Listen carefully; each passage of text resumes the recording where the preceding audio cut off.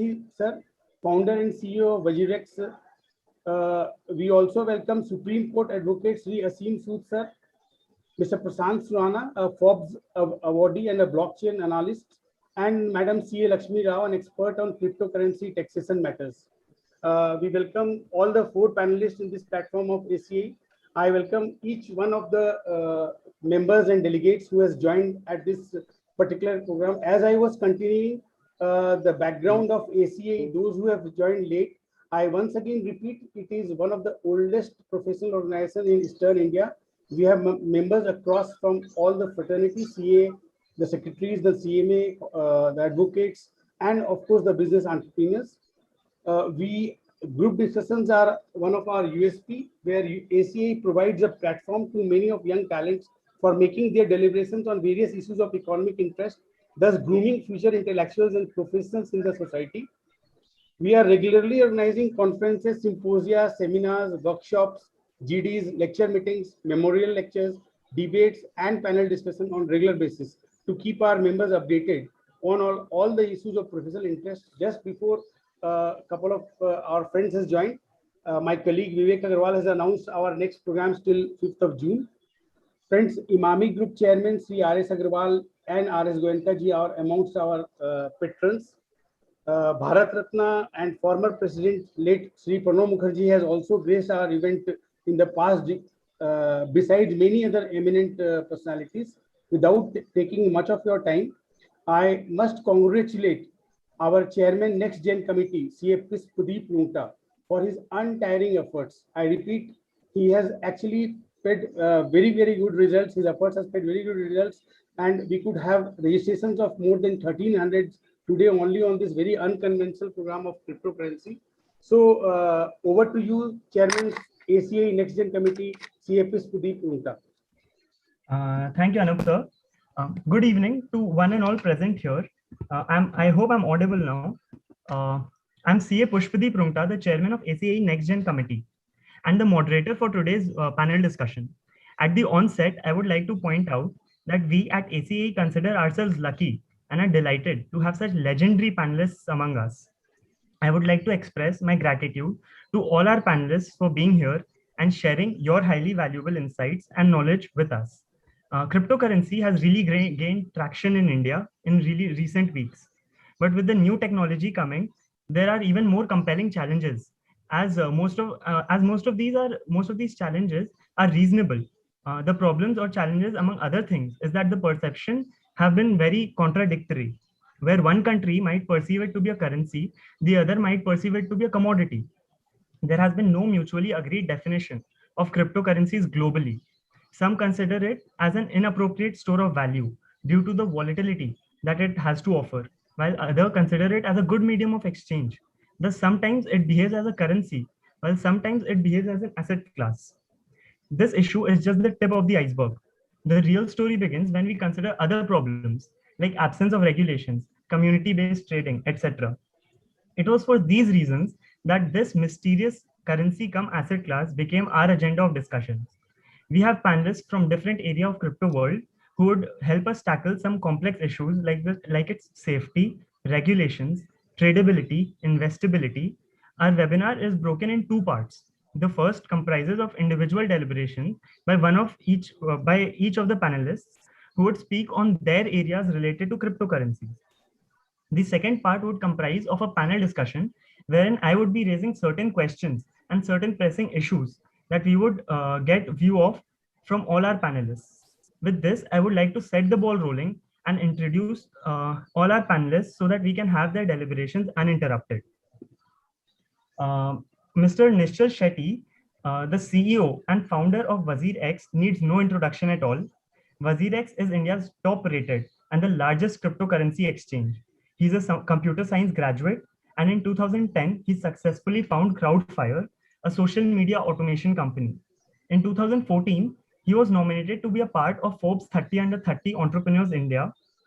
And then there was no looking back, as nearly 3 years ago, Mr. Shetty found WazirX, India's most trusted cryptocurrency exchange platform, which reached $5.4 billion in crypto transaction volumes right in the previous month of April. We really welcome you, sir. We are grateful to have you here. Thanks, Pradeep. Thanks a lot for inviting me here. Pleasure to be here. I can see a lot of people. It's going to be fun. Yes, thank you, sir. Now I would invite Shivang Chapadia to introduce our other panelist, Advocate Aseem Sood. Over to you, Shivang.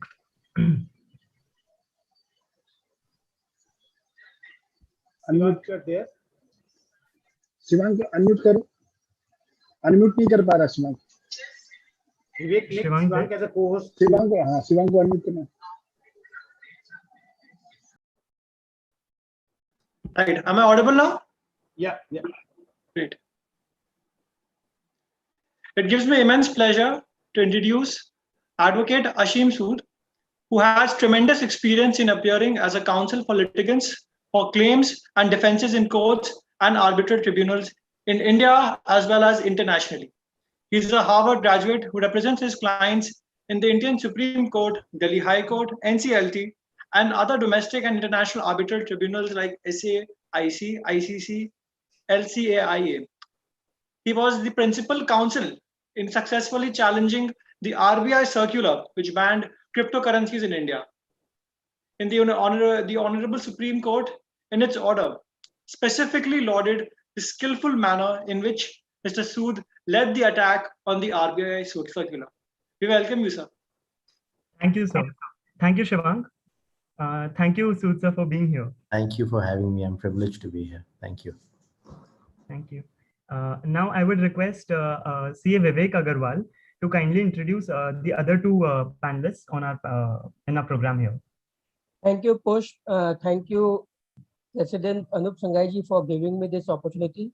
Respected speaker of the session, our most valued invited guests, and all the delegates who have joined this Zoom meeting. It's my privilege to introduce the speaker of the session, Mr. Prashant Surana Jain, also fondly known as the Bitcoin Man of India, is the co-founder of Snapper Future Tech, India's leading enterprise blockchain company. Being intrigued by technology since childhood, he built an e-commerce platform at a tender age of just 14. He was selected as the icon of the excellence by the prestigious Forbes magazine as recently as March 2021. He is a serial entrepreneur and a global keynote speaker on emerging technologies. Having achieved so much by the age of just 25, Mr. Jain's journey can be summed up in a just single phrase: do or do not, there is no try. I would like to welcome Prashant Surana Jain ji in our platform of ACA, and we are thankful to having him here. Our next speaker, CA Lakshmi Rao, co-founder and tax advisor at Catex, which I thought stood for CA Tax, but it's actually Crypto Taxation Made Easy, a digital asset professional taxation solution. She is active in domain blockchain auditing since 2017, a distinguished member of ICA with 30 years of experience, a senior partner in a leading CA firm, heading Bombay branch. She is carrying out several audits, investigation audits, certified auditor of World Bank Finance Project, due diligence for corporates and FIS, experience in handling 100+ investigative audits for central government, state government, and various authorities. I would like to welcome both our speakers, and we are thankful to them for accepting our invitation. In the next 2 hours, we would be decoding the code of cryptocurrency and try to get the answer. Cryptocurrency sahi hai. Back to Pushpadeep. Thank you, Vivek sir. Now that we are done with the initial formalities, now I would proceed to ask Ma'am Lakshmi Rao to kindly proceed with the first deliberation of the session. Thank you, everyone. It's my honor to be on this platform. I have been with cryptocurrency since last 4 years, working along with the state and central government in this space for advising them, guiding them in different positions as an advisor and also finding out their challenges and helping them out to resolve the issues. So I would throw some light on the taxation part that is going to take place in our country. So first introduction, though you all are aware of cryptocurrency, I would just throw some light on the cryptocurrency. So this is invented by a group of persons, and the cryptocurrency, mostly we talk about bitcoins. One can buy and sell these bitcoins on several bitcoin exchanges, and there is no bank or no government which is controlling these bitcoins at the moment across the globe. So no country has any exchange, controlled by government. Exchanges are across, but it is not governed by any government. There are no defined regulations given by any government across. Banks are also not controlling at the as such, but in our country, RBI has banned cryptocurrency in 2018. There is a expert panel which was headed by Mr. Subhash Garg, who is a former finance secretary. He had advised blanket ban on cryptocurrency. And now recently a new government committee is proposed to be formed for looking again at this cryptocurrency, because the ecosystem in this cryptocurrency is evolving so much, one cannot totally ignore it, or they cannot go without it, without having regulation or understanding what it is. Because there are huge, in our country, India is one of the topmost 5 countries which are trading in cryptocurrency. So India cannot ignore, government cannot totally ignore cryptocurrency. So they are forming another planning to set a committee which will study this cryptocurrency and how to regulate it. What are the rules, because people at government, they are aware of this, but how to regulate, what are the protocols, what are the rules that has to be framed, they are still discussing level. They have expertise at various levels, but how to bring the ecosystem in such a way that it is controlled is what they are studying now. So how do, when we take from the perspective of taxation point in India, now it can, in several countries it is considered as Push has said, it is considered as some, or is it a currency, or is it a commodity, or is it a asset, or is it a security? Now coming to currency, we have come across with the income tax authorities, who has already in their analysis, they have seen people are transacting, and during their raids, they have come across about 5 lakh individuals at least, to whom they have come across this transaction, and have sent notices to these 5 lakh individuals asking to explain the transactions in the cryptocurrencies they have carried out.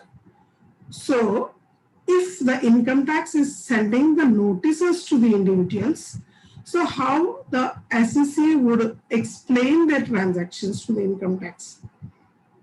What is the gain, or what is the source of income, or what are the transactions they have done, whether they gained or they have lost, or what was the gain, how to measure. So these are all the questions they are raising and asking explanations from the SECs. So the action is already been initiated by income tax about the cryptocurrency transactions. Even I have seen notices being sent to individuals, even to corporates, to explain the transactions. Similarly, now MCA has come with a mandatory regulation saying that every corporate has to disclose the transactions, whether of the cryptocurrencies, whether they have deposits, they have given any advances to get the buy the cryptocurrencies, what are the gains or what are the losses, what are the details of the transactions, is it inventory or is it what is the amount they have invested in this cryptocurrency has to be disclosed in their balance sheets. So, but however, saying this, in the income tax return, there is no a column or a space specifically mentioning to provide the details of income tax. So where an SSC can fill in these details. So as such, there is no place where even if an individual wants to disclose, he has no rightful column or a place in the return that is existing at this moment to disclose it. So however, income tax, though this is not there, they are seeking the information from the SSS who are trading. They have the information that who are all trading and all. So that is how income tax is addressing the taxation, income tax. Coming to indirect taxes, the cryptocurrency that has been maintained, that that they are keeping as an asset. See, currencies we are holding or transacting, even for the exchanges we are talking, when we are saying the cryptocurrency exchanges are, even India has certain exchanges. So the services that they are providing to undertake the transactions and issuing the wallet IDs, they are providing the services. So this service is considered as a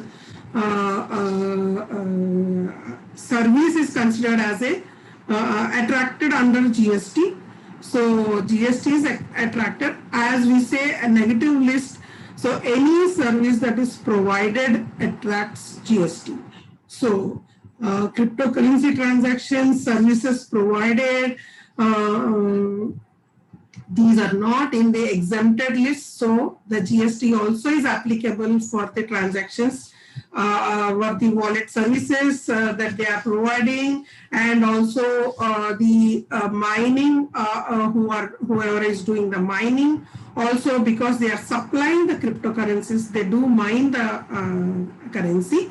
They are supplying, they are also allowing, the exchanges are allowing to transfer and also to storage. And these services that they are providing are part of GST, and they do attract the services. So this is, this also government is looking forward to apply GST for the services that they are providing.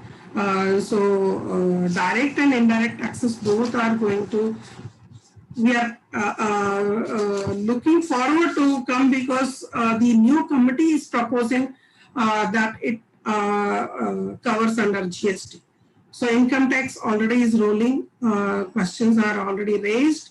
Question is, we have already come across how they are questioning. So we have to be prepared how to tackle with the government authorities when we are transacting.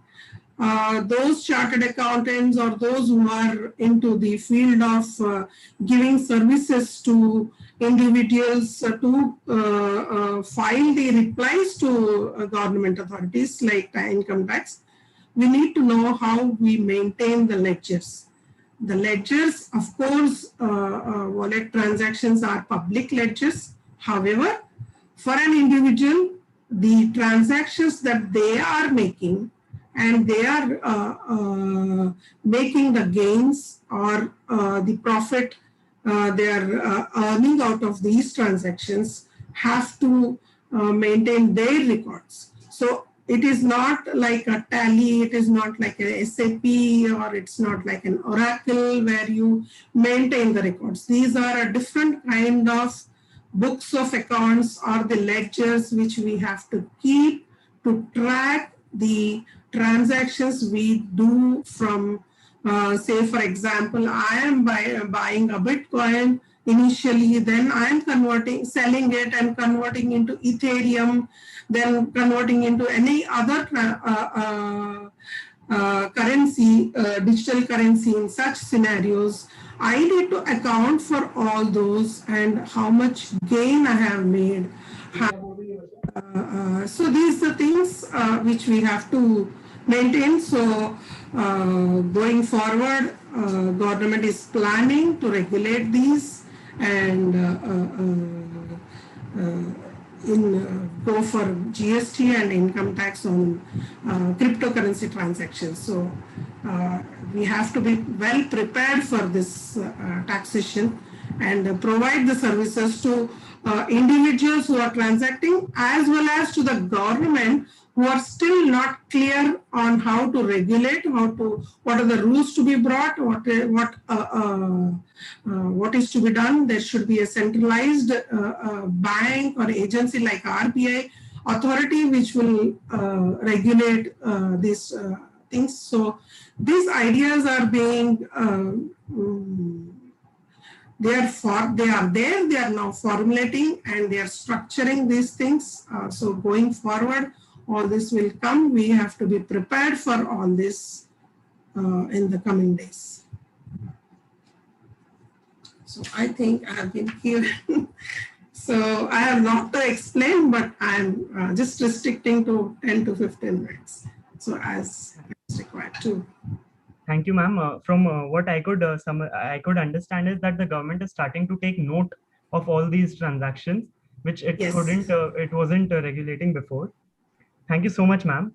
Thank you for your deliberation. Now I would like to invite Mr. Prashant Surana Jain. All of you who are here must have somewhat heard about blockchain technology.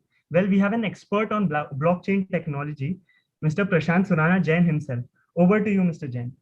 Yeah, sure. So I have actually tried to create a quick presentation for everyone. So, hope like everyone can, get like a quick overview of what's happening in the space and things like that. So my screen is visible, right? Perfectly visible. Great. So good evening, everyone, and thank you so much for having me here. Before we begin the session, I would like to give a quick overview about what exactly blockchain is and why, I believe that this could be like next wave altogether, like internet or bigger than internet, right? So if we just try to, take a step back and like a layman understand how internet evolved over the years, right? In 1990s, like, internet started, everybody thought that people can do this via internet, and all those ideas seem to be crazy, and then we had a bubble and the market started to fall. But now we come back to 2021, fast forward, we see how internet has like disrupted everything. Like all the major economies today are like internet driven economies. All the stock markets, everything, most of the companies are purely a technology driven companies. The idea why this transformation and why this boom and burst cycle happens is that because every technology takes time to evolve. And we looking at blockchain, it's like being there in the research since like 1970s, 1980s, and all those thoughts existed. But for technology to evolve, we need to have right amount of infrastructure, we need to have right amount of hardware, software, and firmware, and so many things for things to evolve. So they are like three phases of totally internet together, like web 1.0, web 2.0, and web 3.0. So what we today use is like primarily web 2.0, where all these centralized organizations like Facebook, Google, etc., they control the data, and they used to have a right on how users data, etc., should be monetized. I mean, this internet age is purely about internet of information, or where we use internet to browse, learn, and things like that. But the bigger value addition on the entire ecosystem, on the entire internet ecosystem, is data, right? I mean, our data is everything. And now blockchain enabled that like possibility where every individual of us could possibly own that data and keep this like at a highest level of privacy, at the highest level of security with encryption and things like that, right? So that's why like we are actually seeing so many governments, so many organizations all around the world starting to actually adopt blockchain technology, because it is purely like a technology which enables data computing. It enables that everyone kind of controls their data. It's actually creating value. I could move my that data value or that ownership. It's like from one person to another person. And what exactly cryptocurrency or Bitcoin did is that it just gave that thing to money, that just gave that thing to value. So any person just having like a internet account would just go create their Bitcoin wallet, and when I'm moving Bitcoin, Ethereum, or any other cryptocurrency, I'm actually moving that ownership of that data to you. Now this is a different thing altogether, that Bitcoin started to emerge as a store of value and everything. I think we have Nishchal and everyone to kind of talk about it, and it became kind of an asset.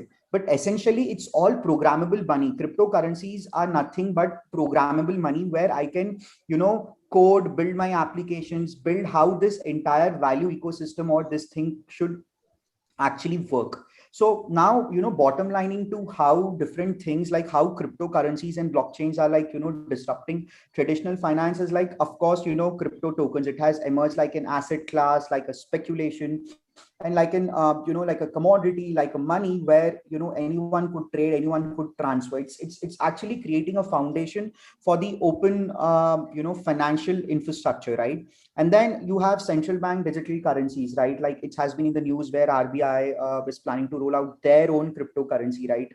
China has already started to do a lot of pilot around that. Why they are doing, what is the value proposition around it, and how it works, like I would just build it up in our further slides. And then of course decentralized finance. Like I mean, decentralized finance is like one amazing way where anyone could actually kind of become a part of a global financial infrastructure and can earn money in a proportionate way. So no more like rich make more money and the poor make less money just because someone has $1 million and just someone has like $1,000, right? Anybody who is having like whatever holdings can actually become a part of a DeFi and can earn the same amount of income. And the most important thing is that all these technology and all many things are actually powered by cryptography. I mean, they are like actually protected by smart contracts. They are like protected by data, right? So meaning like no one can actually take that ownership with you as long as you hold your login ID and passwords, like which we call private keys to that. And all of these things happening is like without any middlemen, right? Like I don't need to. So today the biggest advantage with how I see one of the biggest use cases with crypto is that like I can possibly move like money or move value anyway so fast, so transparently, without like going through any kind of like hedging it basically, right? And it's so fast in real time. And on the top of that, this technology can be actually used to represent any kind of an asset. So when I say it's like programmable, one could possibly create any kind of use cases, build their own things, and represent any kind of an asset on this technology, right? So tokenization is a digital process where people create their own tokens as a representation of an asset. So in other developed like countries like US, Singapore, we see a lot of these like Bitcoin ETFs coming in. We see that okay, exchanges like Binance, Bittrex, and a lot of exchanges have lists like tokenized version of stocks. So meaning anyone kind of having access to this, like basically can buy, trade in real time. So imagine that we all come together to create one universal demat account. Like we can invest in the US, we can invest in any markets, anything we like. So this is a process where I'm kind of issuing my own crypto assets on the blockchain, but it's trying to build a bridge between traditional financial infrastructure and the modern financial infrastructure, right? Like traditional finance infrastructure actually, goes through a lot of middlemen, a lot of settlement process, a lot of custodians and things like that. Now I could really use this, technology, this tokenization process to kind of, automate everything, make it more smart, more trustable and things like that. So eventually it would, help in providing higher liquidity to the investors. The markets would become more global, like as you could possibly invest anywhere around the world. And the benefits, combining with blockchain is that of course you could have a lot of automated regulatory and compliances processes using smart contracts. There is more transparency across the governance, right? So classically, if I have to give you a very simple example, right, like smart contracts are contracts which would execute based on the parameters given in a contract. So let's say today I say that, okay, if a good has to deliver from point A to point B, right, as soon as the shipment is done, the all the payments and everything is released, because there is a data point from a logistics provider that, okay, goods has been received and everything has been verified. So this would reduce a lot of insurance frauds, a lot of fictions where people are able to issue like fake LOCs and things like that. And this would also reduce the cost of ownership, cost of transaction, because now you are making decisions more data driven, which is actually true. You have like real source of data. I don't have to depend upon any other intermediaries to kind of, prove how my transaction actually happened across the ecosystem, right? Now, like tokens, people use now tokens on the blockchain network to represent, as I said, any kind of an asset. So this asset or this value proposition could be further broken down into one which essentially called like a cryptocurrency, like all the exchanges and everything which they actually list there, and it's like a form of payment. You have other category of token like utility token, which like essentially what WazirX is, right? So whenever you use a WazirX token, you get a lot of discounts on the exchange fee. You could trade for zero fee and things like that. So these tokens are more like your reward and the loyalty tokens, right? And the advantage here is that like I could actually kind of decide the value. The community decides how much it has to value. Like every year, billions and billions of dollars worth of reward points across all the credit cards go waste. So imagine that we all as a people can come together and can exchange those reward programs among each other. Or maybe if you don't want to exchange, we want to sell, maybe we can go and sell it in an open market, maybe for some kind of money. So these kind of use cases has been emerged with like tokenization with utility tokens. And then you have like security tokens, like representing your stocks, representing your real estate, or any kind of a security transactions. And then you have CBDCs, which is like like Chinese government issuing their own cryptocurrency, like central banks or institutions who have right to kind of issue money, authorize actually issuing it. So these are like primary key definitions of cryptocurrency. Since in interest of time, I would like little bit fast track and try to give you like a macro overview on what's happening and what's not happening, right? So basically, as I said, the biggest advantage of any other cryptocurrency is programmability. Like, I mean, in internet and in technology world, programmability is everything. I mean, our algorithms, our codes, and it's just data is like everything, right? So what essentially I'm doing is that I'm using cryptocurrency to attach any kind of a value to any kind of a contractual transaction. So in a traditional use case, which I mentioned that, okay, of a person shipping goods from point A to point B, there is like several contracts among all the participants, right? But all these contracts have value attached. And in today's scenario, we take this contract to different participants, like the banks, the logistics company, the shipping company, the customs department, everyone physically, to get them verified, right? And this contract has a value. Now I could use cryptocurrency to actually program and add money to those value or to those contracts. So whenever any transaction or any event triggers across the ecosystem, the money flow should happen like instant. So for example, what I'm trying to do is I'm trying to automate my escrow contracts, primarily, and been, able to prove that, okay, I have this kind of money, and in exchange, the other participant has this kind of an asset. So just imagine the amount of value which this ecosystem or with this technology in combination with cryptocurrency or digital assets, would be able to move. I mean, we will be moved to a society where, transactions are more transparent, more efficient, more data driven, more smart, risk free, and most importantly, it's like you save cost and don't have to depend upon any kind of a like middleman. So overall, this is what cryptocurrency would essentially kind of do to any kind of a contracts. Now further breaking down, like when I talk about securities, this can actually be implemented to represent your basically stocks, investments, or any kind of a like a security. So today, for example, like I own stock in Indian stock markets, right? And let's say I move to US or somewhere else, and I want to pledge my Indian stocks in some other market and basically get money for that, right?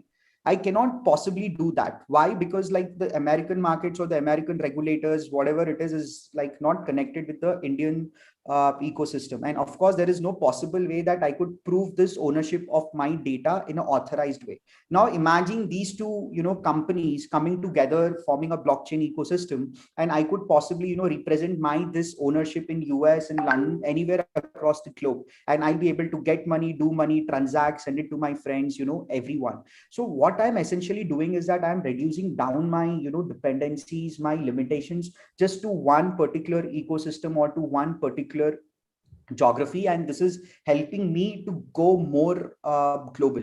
So all these kind of use cases, experimentations are already happening around the world, and we are seeing a lot of really cool success stories. Gold is one of those assets which has been already been tokenized. Like they are like a proper regulated version of gold available in the crypto world, like Pax Gold, True Gold. Like you could just go there and like Tether Gold, you could just basically own gold like digitally, right? So these are the few use cases what is happening, and the most important and the exciting thing I would like to talk about is central bank digital currencies, right? Like I mean, we have been seeing a lot of rumors which has been happening that okay, like RBI is planning to roll out their own digital currency, and they feel that cryptocurrency is a threat or anything like that. So just let's try to take a step back and think that over all our life, right? Like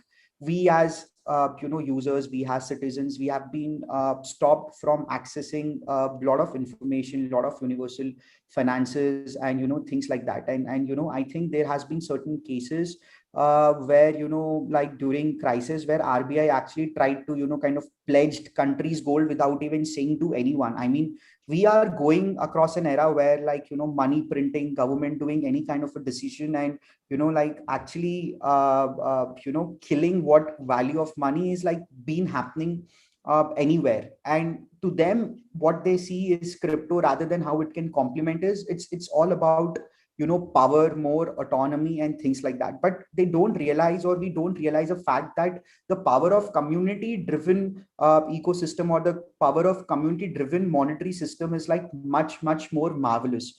And cryptocurrencies is like basically one just classical example, or a small thing which potentially has like created impact. Like today, if I see Bitcoin, right, more than a speculative asset, or it's not authorized by any other government or anything, what I see Bitcoin is like primarily an asset which gives me hedge against all the currencies, right? Like there has been gold traditionally, but I couldn't move gold from here to there or anywhere across the globe. But Bitcoin, I could sell it in euros, pounds, USD, any other currency. The markets are highly liquid. When I move Bitcoin from one platform to another platform, I potentially hardly go against any of these arbitration arbitrage risk, or any fluctuation risk, right? So, but obviously we are in the initial stages, markets, community, everyone is trying to adopt. And that's why we see so much, fluctuations in the value, right? Because this is like a global asset. I mean, someone's, feel that it would go up, someone would feel it would move down eventually. But over the course of history, I think no one can deny that Bitcoin has been like the best performing asset. And it will be, I mean, cryptos overall would be like the best performing asset. I mean, there is no stopping it. You cannot stop something which is more global. Now, what governments think and everyone think is that right now, like all our money movement has been more digitally, Fed does not know how much money they have like printed in its entire history. Indian government doesn't know. So how to keep this track of, money printing, money supply, and, everything? One of the ways is obviously algorithm. One of the ways is obviously technology and, data. So government said that, okay, why not, let's move to a concept of, central bank digital currency, because we could actually track how the money is happening across our ecosystem. It's more fast, it's reliable, it is like, reducing the cost of services, and most importantly, disintermediation, right?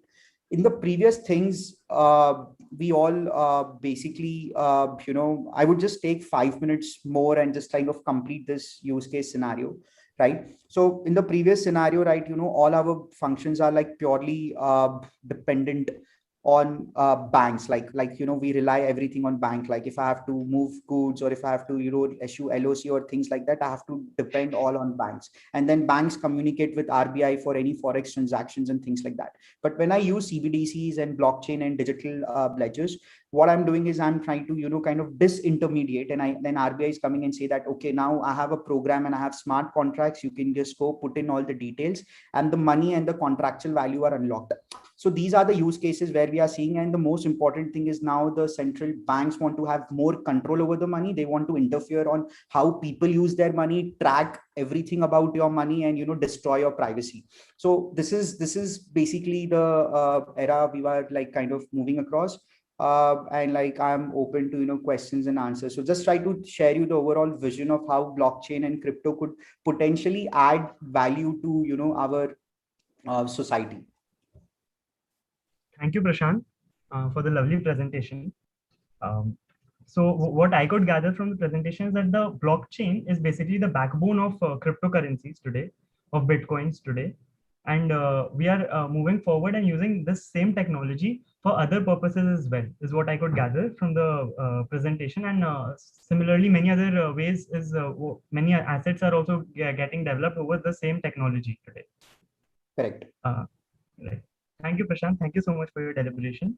I would like to invite Advocate Aseem Sood, sir, to kindly explain to us how did he take over the RBI circular, which was effectively putting a ban on cryptocurrencies in India.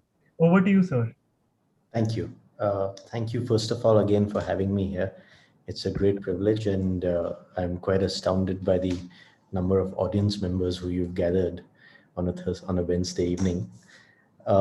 So let me just start by saying that unlike your other three panelists, I'm a bit of an imposter because I'm a lawyer first. I know very little about cryptocurrency except what I needed to learn to prepare for my case in court.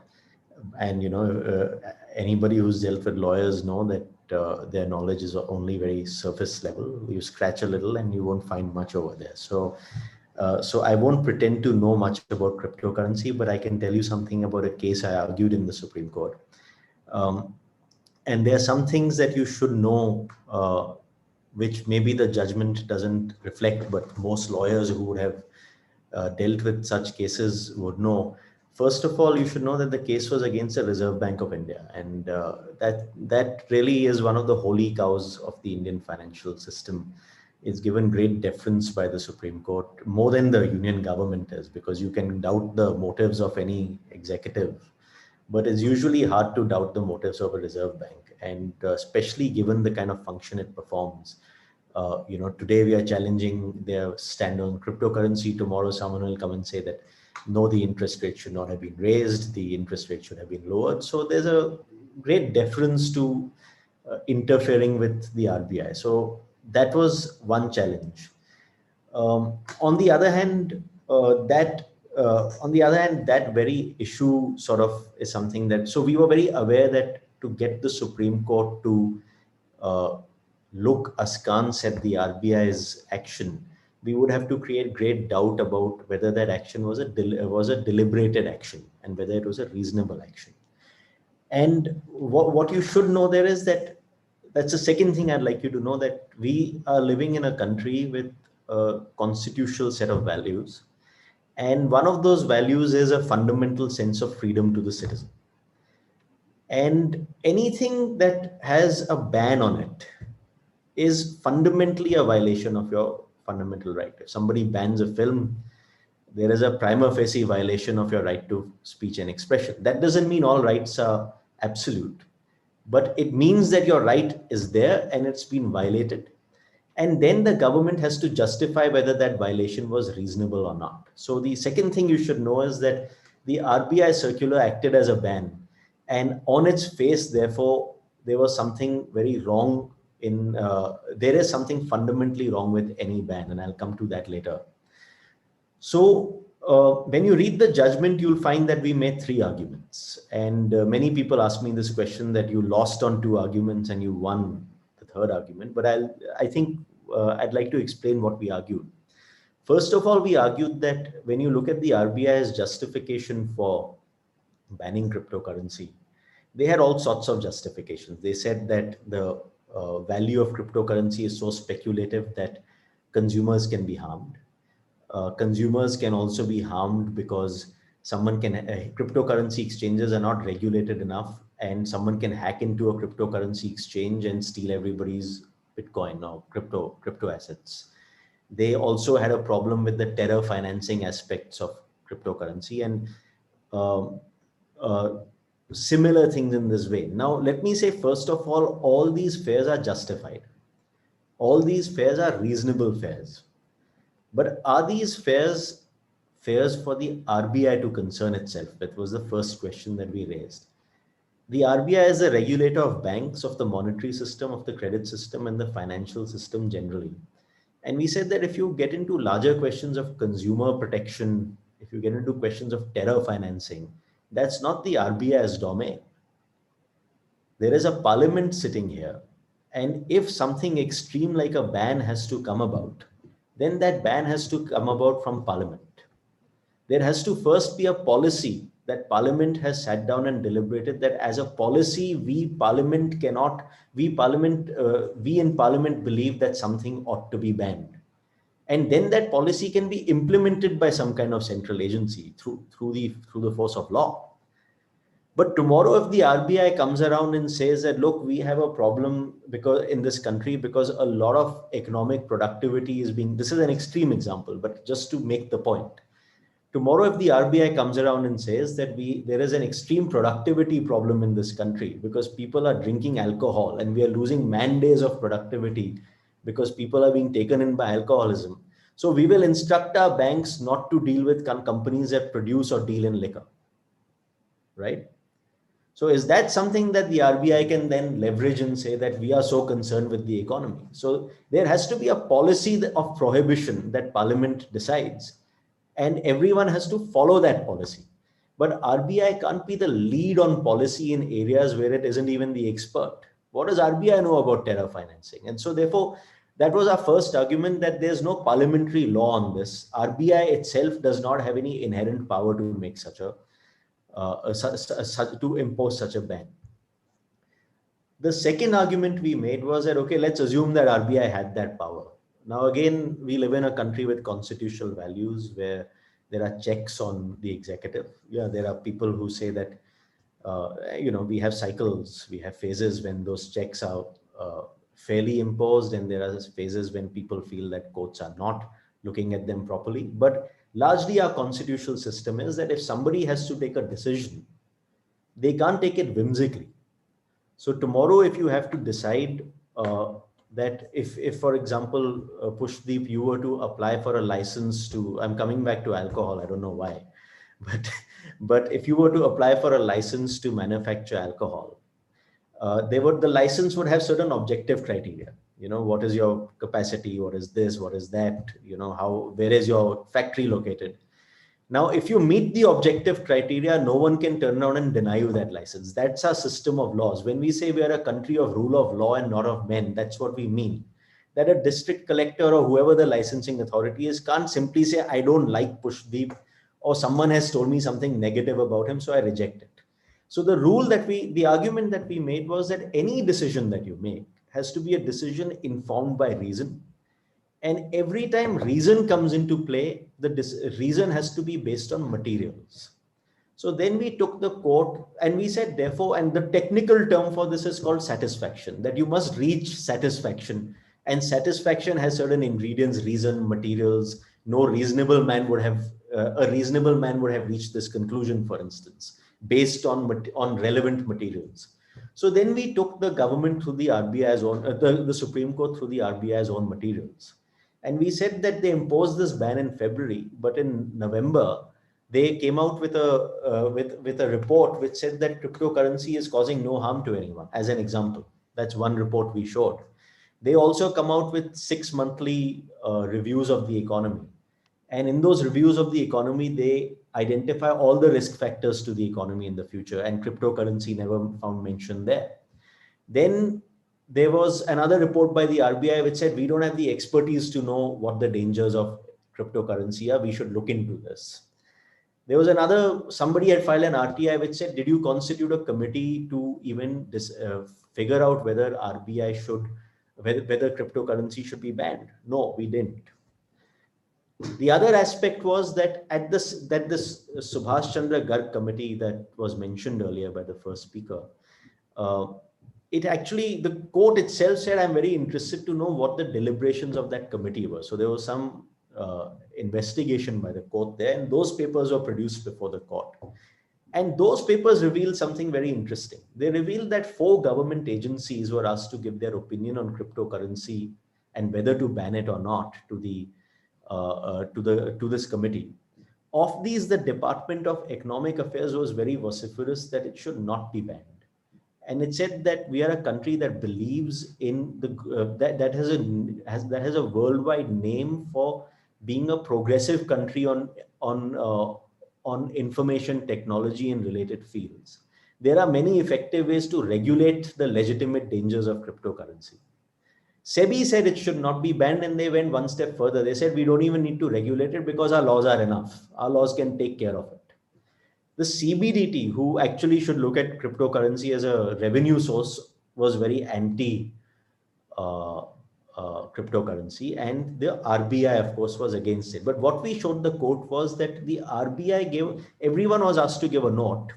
The RBI's note was, we have been asked whether cryptocurrency should be banned or not, and this is how we will ban it. So there was no actual deliberation on whether it should be banned or not. So we said that there was no application of mind, no satisfaction reached. That was our second argument.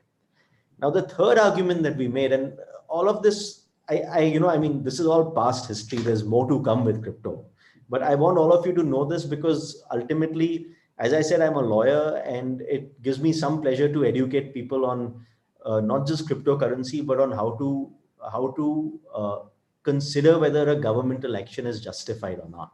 Because sometime or the other, we'll all face some kind of governmental action that we'll be interested in seeking a justification for. So the third ground that we used was a very well-known doctrine in constitutional law, which is the doctrine of proportionality. And what proportionality says is that when you see something wrong that you want to address as Parliament, the measure that you take to address that wrong must be the most proportionate measure. So if you find that there is a less invasive, less intrusive measure to dispel the evils of cryptocurrency that you believe exist, then you must choose the least regulatory measure, the least invasive measure, the least intrusive measure. And if you think about it, a ban is the most extreme measure in law. There's nothing more extreme in any system of law than to ban something. You ban someone's speech, it means he or she can't be heard in public in the way they want to be heard.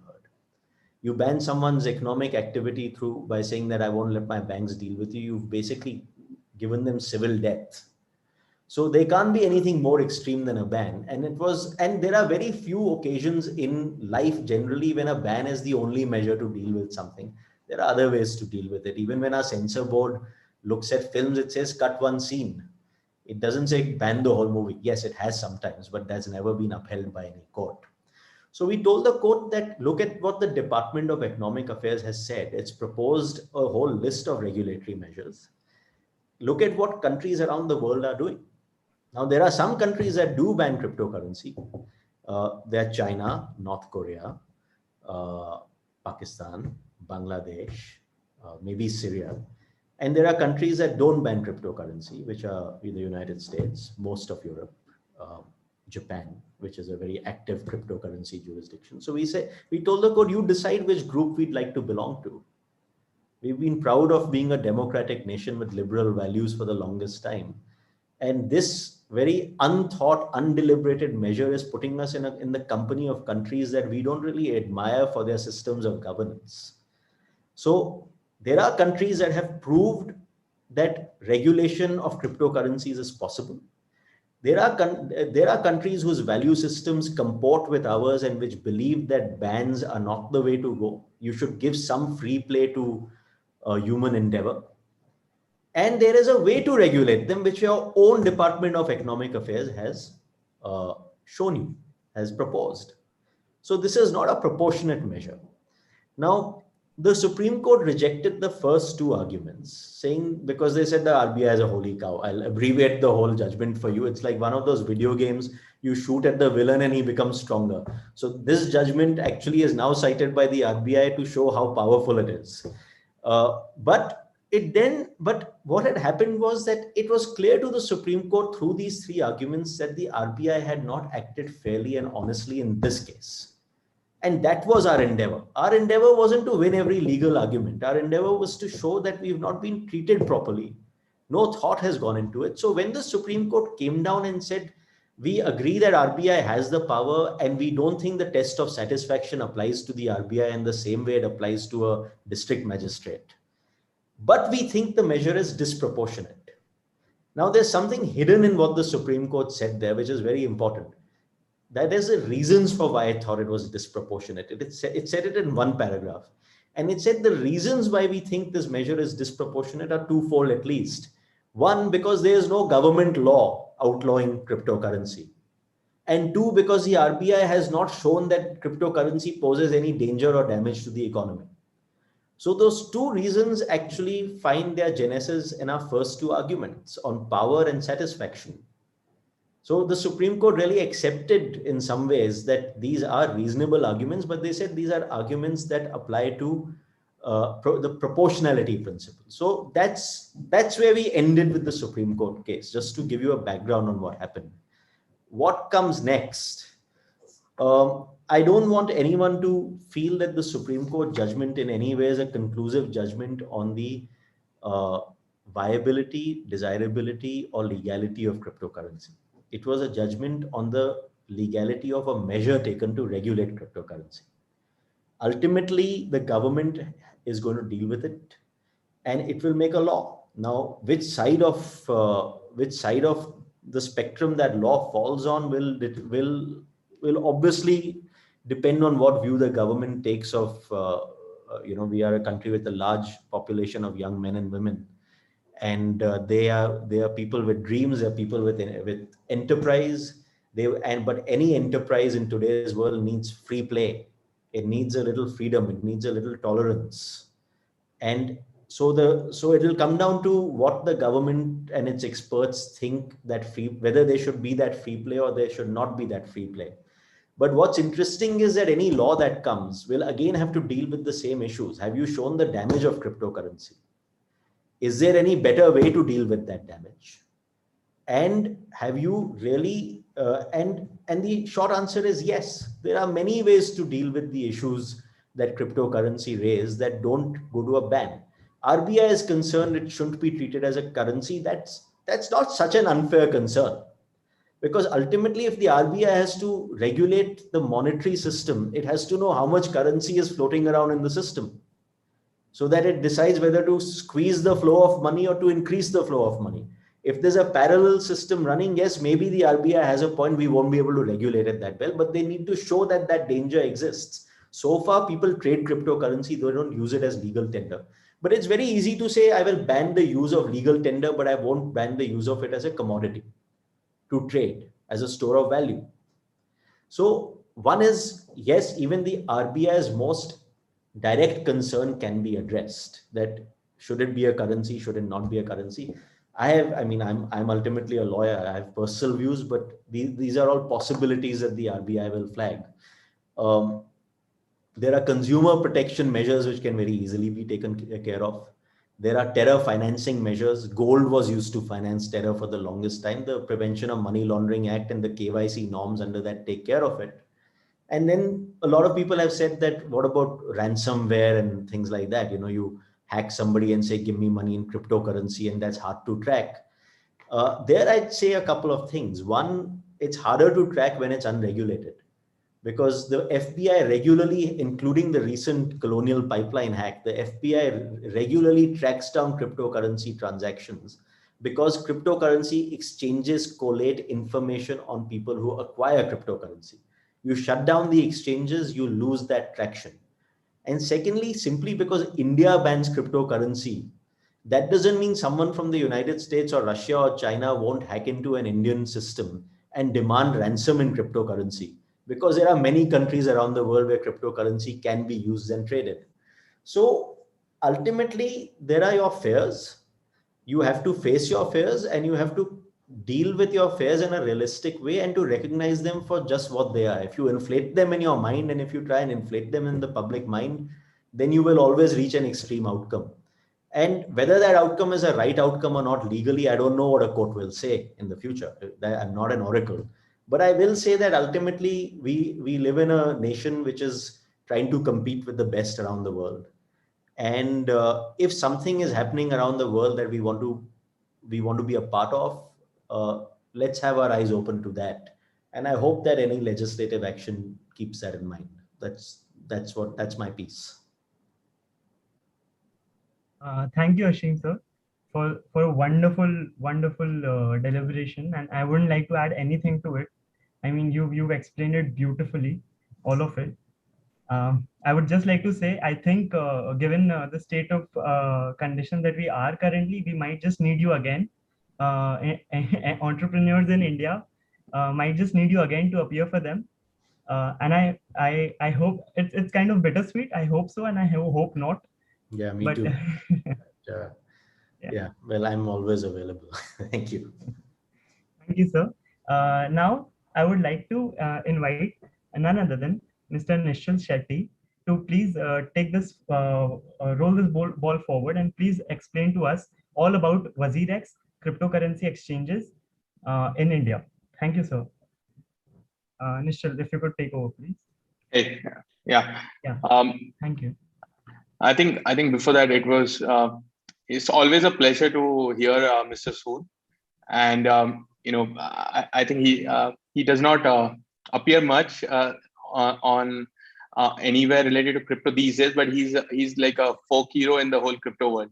When this whole I would say there are always these turning points in every industry, and to be honest, the 4th of March 2020.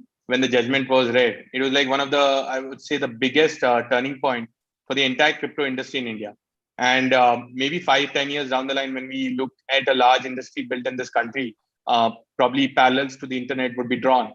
I think this case and the people behind it will be probably spoken about even more highly. It's just that right now, not a lot is spoken because everyone's busy building stuff. But I think this was one of those key moments in this whole industry. I've never gotten a chance to thank him. So, Mr. Sood, thanks a lot for all you've done for this industry. And I think we all know it, we all remember it, and we hope to grow this industry further and make everyone who's associated with it really proud. So we are doing it. And like I think what Pushpadeep said, we do have some issues right now. Let's see how to solve it, because banks, there are quite a few complications internally right now. But let's see. There were several other lawyers who were also involved in this, and you have actually noted that in the past. So there are many to thank, not just me, but thank you. Yeah. So I thought I'll just touch upon some basics before we get into the whole discussions later on. I think one of the first thing I wanted to put across is just get an understanding of, I think Prashant really did a good job, but I just want to put across more from a perspective of how you should look at the entire crypto and blockchain space. For example, the first important thing to understand is why was there a need to create something like a cryptocurrency? Because most times I get asked, we have cash, we use it. What's so great about cryptocurrency? And the biggest reason for it to create is, let's take the example of in the offline world. Let's say I was to meet one of you and I had to give you 100 rupees. I would just take a 100 rupee note out of my pocket and just hand it over to you. So this transaction was just between me and you. That's called a peer-to-peer transaction. Now, in the online world, when we transfer 100 rupee, what really happens is there's a minimum 3 parties involved. That's me, my bank, your bank, and you. So we are not really technically sending money to each other. We're just instructing our banks to send money to the other person's bank account. So that's a centralized 3-party system. So the concept behind Bitcoin was, how do we replicate the real world cash transaction in the online world? And that's where this whole Bitcoin and cryptocurrency emerged. So today you can actually technically send 1 Bitcoin directly to someone else anywhere on the internet and not have anyone else involved. So you don't need to have a bank or a third party or a middleman to instruct sending value to someone on the internet. And this was one of the biggest innovations after the internet itself. Because think about it, what the internet did was it sort of made this information exchange between people possible. And when this information exchange between people happened, before the internet, for example, your information was bound by geography. You got information in your local areas, maybe your news channels or your books that you could read. But the moment the internet happened, you could get information from anywhere in the world. And there was no disadvantage to you. You could be in India, you could be in some small village, or you could be in the US. Everyone got access to the same information. And now this gave our country a great boost, because the last 10, 20 years of the growth of India has been all thanks to the internet. The similar thing now is happening in another world, which is the financial world. You look at the current existing financial world, it is bound by geography. When I ask you about interest rates, the moment you think of interest rate, you think of the interest rate that is in India. You don't have a global interest rate that we all get access to. So what is the crypto doing is, it's breaking down this geographic barrier of finance. The way information barrier was broken by the internet, crypto is breaking the financial barrier. Now we are still in the early stages. It's very similar to how the cables were being laid out for internet access. We are in the infrastructure building phase for crypto. But the moment this infrastructure is built out, what will happen is we'll have a world someday where maybe our future generations, when we ask them what the interest rates are, it does not matter whether they're in India or US, they'll all have the same answer. It'll be X percentage, which will be same throughout. And what that would do is, the disparity that we have today in capital access, because think about an entrepreneur in India has to take an interest at 10% interest to take a loan, while an entrepreneur in the US gets a loan for 2 to 3%. So that disparity will be destroyed and completely eliminated the moment crypto becomes mainstream. So that's the basic underlying, I would say, motivating principle why everyone's building for crypto. From there, I'll just move ahead to the reason why everyone's investing. The question is, okay, this is all great, but why is everyone so crazy about Bitcoin and Ethereum? And there are so many other cryptos. So what is happening is, like I said, since we're in the infrastructure laying stage, a lot of people believe that when this infrastructure is laid out, a lot of applications will be built on top of them. And the one thing about the whole crypto ecosystem is, to use anything, you need to use cryptocurrencies to access these protocols that are being built out. And each of these protocols that are being built out has different kinds of currencies. So Bitcoin is a kind of a protocol, it's programmable money, or it's a store of value. Ethereum is one more protocol where you can run applications. The idea is that many of these protocols will become mainstream, and the entire internet, which is about 4.3 billion people today, will end up using it. So when they use it, they'll need these cryptocurrencies to access these services. And if you are early in the game, you will be an holder of those cryptocurrencies today. So let's say today, for example, there are about 150 million people in the world who own these crypto assets, but the internet has 4.3 billion people. So you understand the jump that it can take, and the assets are limited in number. Like for example, Bitcoin is just 21 million. Does not matter how many people enter the whole crypto ecosystem, the number of Bitcoin will always be constant. So if you are an early mover in this whole Bitcoin ecosystem, you get to hold it, you get to wait till there is adoption, mass adoption, and then you know that the value of Bitcoin will automatically increase. So this is just one of the thesis why a lot of people get into crypto with a long-term vision. Of course, in between there will always be speculations and trading and all those things that happen. And exchanges like us just make it easy for you to access these cryptocurrencies. If you want to buy a cryptocurrency for the first time in your life, Bitcoin or any other cryptocurrency, WazirX, for example, is that gateway for you. You get your INR, you buy your first crypto, you can do that using WazirX. That's where we come in. We are just a platform for you to get from the traditional financial world to the new financial world that is being built out. And this is just some of the basics. From here, I would like to just move on to central bank digital currency. I'm a big fan of this. In the media, you might hear about, oh, there's a central bank digital currency coming. Why do you need something else? When you go deeper, you'll realize that it's very similar to asking if the government is coming up with its own website, why do you need any other websites? Everything has different functions and different reasons for existence. Now, CBDCs, central bank digital currency, when I look at them, I think they've solved two really large problems that exist in any financial sector today. The first is the settlement time that takes place between two banks. Whenever you make a payment or a transfer of money, there's a settlement period which goes from anywhere from 24 hours to maybe 7 days or 14 days. And this settlement is where banks talk to each other and they settle the balances amongst each other. The moment you have a central bank digital currency, this settlement time is reduced to zero. It's instant, and no banks will ever have to worry about settlement anymore. What this would do is, one is our banking infrastructure gets really world-class. It goes to the next level. And it also makes sure that banking is always available 24/7 to anyone, anywhere in the world. So that's the beauty of CBDC. And hopefully our INR CBDC, we will also have an opportunity to get INR to be one of the global currencies and not always have to rely on dollar being the only currency in the global ecosystem. So that's hope, that the global dominance of dollar can be beaten. The second aspect of CBDC is, if you look at India, for example, today. Sorry for the interruption. Can someone please mute all other people other than the panelists? Yeah, Nishal, we can continue. Sorry for the interruption. No worries.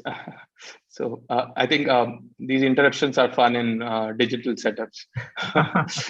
So the second part of CBDCs, what I'm even more excited about is, you look at the state of the financial ecosystem in India today. There are about 300 to 400 million people who are unbanked. And what we mean by unbanked is people who don't even have a bank account. And not having a bank account eliminates them from the digital financial ecosystem that exists today. Now, one way to solve that is to continue building banking infrastructure in every village in India, every place in India. But we've seen that it's been over 50, 60, 70 years that the banking infrastructure is still in the building phase, and it's never going to catch up. Though the internet infrastructure has caught up. There are more people today with a WhatsApp account than a bank account, right? Why is that? That's because it's accessible. It's on your phone. You can instantly access. Now, the moment a CBDC, like a central bank digital currency in India, is launched, what happens is, the next time you have one of your, and this is a real incident, one of my house staff, I have to pay them in cash because they just won't start a bank account. Doesn't matter how much I push them, they just don't want to have a bank account. Maybe it's inertia, maybe lethargy. But the moment there is a CBDC, I'll take their phone, I'll download the application of any app that would support a CBDC, and probably transfer it from my phone, mobile phone to their app on their phone. And what I would do is, I'm instantly onboarding someone into the digital financial world. And this is only possible if you have a CBDC, because in the current banking finance structure, you have to have a bank account. And that's the biggest barrier to entry in the digital world. So this is I'm the most excited about CBDCs when it comes to financial inclusion that does not exist or we haven't completed yet in our country. So yeah, I think this is just some of the stuff. I had a presentation, but it overlaps with what Prashant said, and I think it'll be too technical. So I thought I'll just put some overviews and some understanding. Ultimately, this is a very vast world. It's like, you can't explain the internet to someone, you have to experience it. It's the same way you can't explain crypto to someone, you have to experience it. And it takes some time. And people say it's really complicated. I'll give you an example of complicated. This was, I think, the year 1999. I joined a course that was a 7-day course, and I paid about 1,000 rupees to learn how to use the internet. And now I have a friend whose 3-year-old son uses YouTube and watches video on his own. So the technology, the progress of technology is rapid, and it just gets easier and easier. So don't worry about it being complicated today. We are all early movers. Maybe 5 years, 10 years down the line, honestly, I think 5-year-old, 10-year-olds will be just using crypto as it's natural to them. So technology just progresses fast in ease of use. Yeah, I think that's about it on my end. And any questions or anything, I'm happy to answer. Yeah, thank you, Nishchal. With this, we would come to the end of the first part of our session. Now we'd follow over to the next part, which is the panel discussion. Here, I would like all of our panelists to express what they think, what is their idea on some of the questions that we have in general as an investor, as a trader, as a hobbyist, and things like that. So I would like to start with Nishchal first, and everyone else can follow on. Like after Nishchal, maybe Ashim sir, and thereafter Prashant, and thereafter Ma'am Rao. So my first question is, so in a recent interview on YouTube, I saw that Nishchal was saying that cryptocurrencies can mean different things to different people, right? But recently, on the 12th of May, 2021, Elon Musk suddenly felt environmentally conscious and decided to suspend the use of Bitcoins for Tesla. So is this, how do you see this? How do you see influential people coming over into this space and influencing the volatility of cryptocurrencies? Moreover, do you feel that it is just another way of being an unmonitored pump and dump? Later on, he cleared that they're not selling any of their Bitcoins that they already possess. But then could this be an unmonitored pump and dump in the future? I think I can go on and on about this whole situation, but I see. I think there are so many aspects to this. One is Elon Musk being Elon Musk. He was pulled up by the SEC for some unconventional comments on the whole securities issues, and he sees this as his gateway to sort of tell the regulators you can't touch me anymore because this is an unregulated space and this is not security. I can say what I want. So maybe it's going in that direction. But on a serious note, I think the energy issue, for example, Bitcoin definitely uses a lot of energy. I think it's about 120 terawatt hours a year and it's worth about $2 billion worth of energy that is being consumed for mining Bitcoin. But then $2 billion for mining, and mining is nothing but protecting the whole Bitcoin network. And the Bitcoin network is worth about $1 trillion. So now you do the maths that to protect assets worth $1 trillion, you need to spend $2 billion. Would you or would you not? It's a very small percentage. So that's one of the thesis. The second is the crypto mining industry uses about 38% renewable energy, and it's quickly going towards they want to be completely renewable energy dependent. The global average of renewable energy being used is about 27 to 28%. So even today, the crypto mining industry, for example, is using more renewable energy than the global average energy consumption of renewable resources. So that way, it's seen as a progressive thing. The other was the pump and dump, or how comments can move markets, and that is true. Why is because take the example of gold, about a 12 or $13 trillion market cap, and most of the world knows about it. I shout gold 10 times in this, what do you call this, this presentation or whatever. Yeah. You're not going to go back and search about gold or anything because you know about it. I say Bitcoin once, it's going to raise your interest and curiosity. If you believe in me, if you're my follower, and you're going to go back on the internet and search and see what is this Bitcoin and what is behind it. And if 100 people search, maybe 10 people are going to be like, wow, this is amazing, let me buy. So that is exactly what is happening when a Elon Musk talks about it. He has maybe 30-40 million followers on Twitter. For them, this is news. They want to read about it. Then Elon Musk is followed by media around the world. So for media, it is news, because if Elon Musk said gold, media will not care about it. Elon Musk says Dogecoin or Bitcoin, media wants to cover it. So it's not an Elon Musk moving it. It's the 30 to 50 million followers of Elon Musk and the media of the entire world, not just India, US, India, Europe, everyone, even Spanish newspapers cover what Elon Musk says. So the entire world is being channelized to understand and hear about crypto. So this is what is moving the markets. People think it's one person, but it's the entire world which is moving Bitcoin. So that's possible. You can move gold. If the entire world was really interested in gold today and went back and bought gold, gold will move by maybe 5%. So that's what is happening here. It's just network effects that are catching on. All right. Ashim sir, what do you think about this? How they're all teething troubles. I mean, if someone was to say that air travel is not safe in 1903, so don't build aircraft, you're not going to get very far. So, I mean, no one says that Bitcoin is the best version of cryptocurrency that has come as yet. And I think, as Nishal said, these things will sort themselves out. There's no good reason for Elon Musk to be able to move Bitcoin, and he can probably do that. He can do that with he's the kind of guy who can say that I'm selling all my Apple stock and Apple stock will crash the next day because people will say he must know something that we don't know. And I think over time, regulations will also catch up with this. So this is all noise. This is not something to be too concerned with. Prashant sir, what do you feel about this?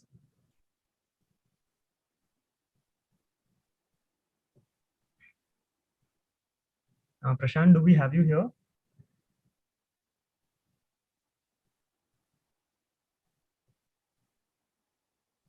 Hello, is Prashant here? Yeah. Hi. Yeah. Sorry. Yeah.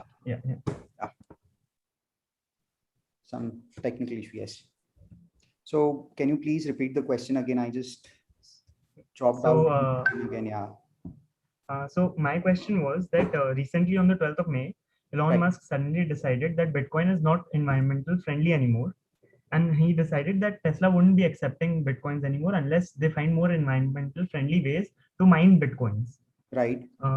And so my question is it another form of pump and dump, or like what control do influential people have over Bitcoin and other cryptocurrencies in general? Of course, later on, he went on to clarify that the Bitcoins that Tesla currently have will not be sold or have not been sold. So yeah, my question is that what kind of influence do influential people have over cryptocurrencies in the world? I think my say here is that like any market and every market, and like also I think Nishal did a very good deliberation on that. So I think it's moving towards sentiment, right? It's like any influencers whom we follow or whom we admire carry certain amount of power, in any other speculative market. However, we have to also understand Elon's sarcasm. At time he's like little bit always high and bit crazy about what he speaks. So definitely, considering that fact, like, investors or anyone just kindly cannot trust any other market. But on the other side, right, like when you are an influencer and when you have certain responsibilities towards the community, towards an investor, right? And his just one tweet has like potentially wiped like, I think like billions and billions of dollars in the industry when, everyone is really excited about the use cases and things like that. So these things are like, pretty, of course, I mean, Elon has their own, he has his own right to kind of, share thoughts, what is wrong and what is right. But the post which he did was that like Bitcoin consumes potentially more energy was something false. So even like, just to give some examples, like in India, if I have to use an electric car, most of my energy is still generated from, carbon sources like coal or anything. But of course, the electric cars have like less emissions compared to petrol or, anything. But statistically, I feel that, CNG is like a much better alternative than using an electric car in environment like India, where most of our electricity still comes from coal sources. So it's subjective. Like today, if we have to run any internet or any other connected devices or electronics, we need energy, we need electricity. I mean, like energy is something like your money, energy is like your food, and energy is like your required to power pretty much everything. The more digitally connected world we move to, I think we will be requiring more and more energy which is kind of required. And looking at primarily with the Bitcoin, I mean, if you look at a lot of statistics, I mean, a lot of miners actually use a lot of renewable sources of energy to mine Bitcoin. I think over, like, I would say 70-75% of Bitcoin mining, what happens is like happens all through renewable sources. I mean, the mining farms are set up at a place which is like very economically, environmentally, and everything viable. So even investors, like, as in, before you follow anything or you see any news, you have to do some kind of a due diligence research, and check before you decide like what really has to be done. And of course, Elon is no god. I mean, he's also like us, who's still trying to kind of learn things and trying to build things. So I think we have to be a bit careful about how we take our decisions on that. Right. Moving over to Lakshmi ma'am. Ma'am, what do you feel about the fact that influential people could really move prices of cryptocurrencies on exchanges? I would put it in a very simple words where everybody day in, day out understand. In our security markets, whichever may be the country, if an influential person, say, for example, maybe in our country, Junjunwala says, just buy, there's some news, or he's buying in some security, he's investing somewhere, or he's saying some comment on a particular company shares, then there is a rise in the market. And if there is any negative report, negative news, just it drops. There may be a logic, there may not be a logic.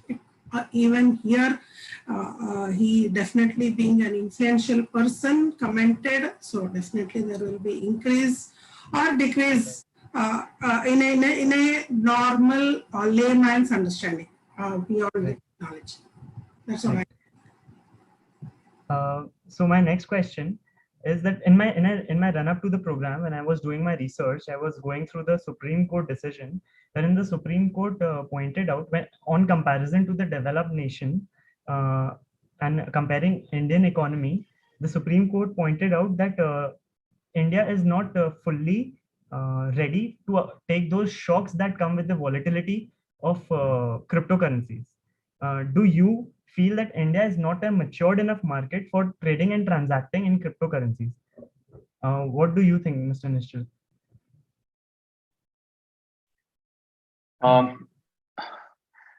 So, see, I think I've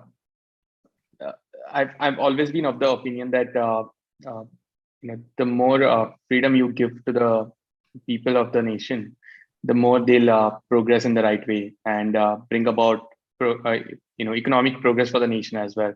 By sort of ring fencing people, you will never see innovation coming up, because if you give me a set of do's, I'll never be able to innovate or do anything. So we definitely need and the same could have been said of the internet also, that a lot was said. Internet was a scam. Virtual companies, who will buy virtual companies? And parents used to tell their kids, don't sit on the internet and waste your time.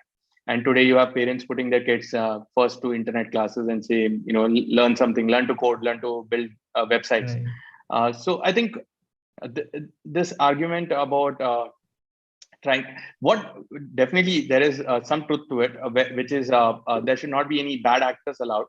So I think the right kind of regulatory guidelines on what sort of companies you can build, what sort of investor protection you can build in,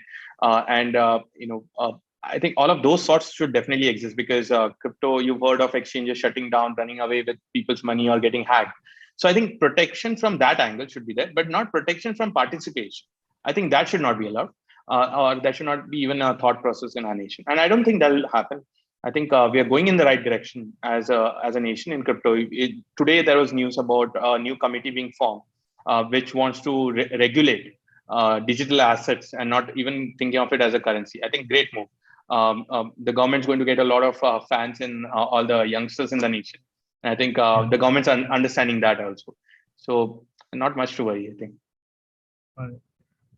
Ashim, so what do you feel about this? Again, can't talk in these. I mean, this is not a comment on the Supreme Court statement, but this is a criticism that's raised many times. You can't talk in these sweeping senses of anything. You know, there are people everywhere around the world who are vulnerable to scams, and there's nothing special about Indians or that makes them more vulnerable to scams. I mean, they're as smart or as not smart on a given day. You have to talk in nuance on these things. You know, can our economy take shocks of a scam? Yes, we can. So, you know, should our regulatory system work hard to ensure there are no scams? Yes, it should. And should the possibility of scams or, you know, any kind of volatility put us off innovation? I mean, you have to be a very, very draconian policymaker if you start taking that approach. You know, when email was first invented, there was a bunch of policymakers, not here, in the United States, who said that, oh, national secrets can be sent across borders using email, so we shouldn't allow it to go into the public sphere. Right. You know, tell us what we'd have done without it in a pandemic. You know? So there has to be some nuance to everything. Correct. Prashant, what do you feel about this? Yeah, I think over the period of time, a lot of things have evolved in the internet space. Like, I mean, we still don't have, I mean, we recently have a lot of fintech laws coming in. So technology, specifically like internet, you know, which is built entirely on like peer-to-peer kind of an, you know, thought process and a vision. Similarly, like cryptocurrencies, of course, like, you know, every community, every one of us would, you know, behave differently on how those tools are used. Like, for example, the same internet as a tool given to people like us would be used for maybe learning purpose and some good purpose. And the same internet can also be devastating for, you know, other bad actors. But it does not mean that, okay, you know, let's stop the communication of internet.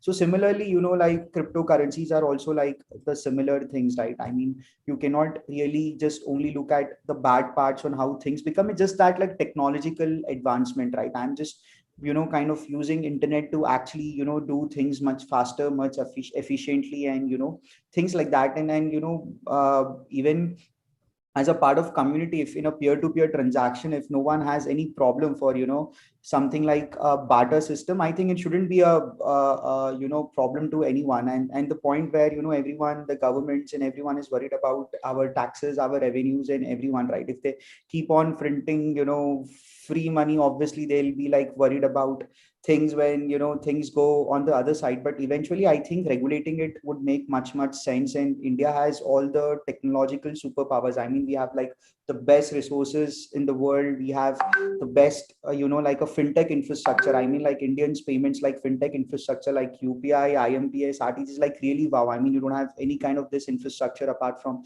China, you know, anywhere in the world. And most importantly, we can use a lot of technology. Like we can actually leverage, you know, power of blockchain, smart contracts, so many things, and, you know, start to you know, like understand how transactions and things are like actually, you know, moving around. And the good part is that like with blockchain and cryptocurrency, I think there is much more transparency than it used to be before, with more digitalization. And I think it should keep on evolving, and we should always have a open mind. Also, as an investors and as a community, we should always try to think of a larger good than just, you know, thinking of some you know, like smaller bad. So yeah. Right. Lakshmi ma'am, do you feel that what do you feel about this? Like, is India not a matured enough market for cryptocurrencies?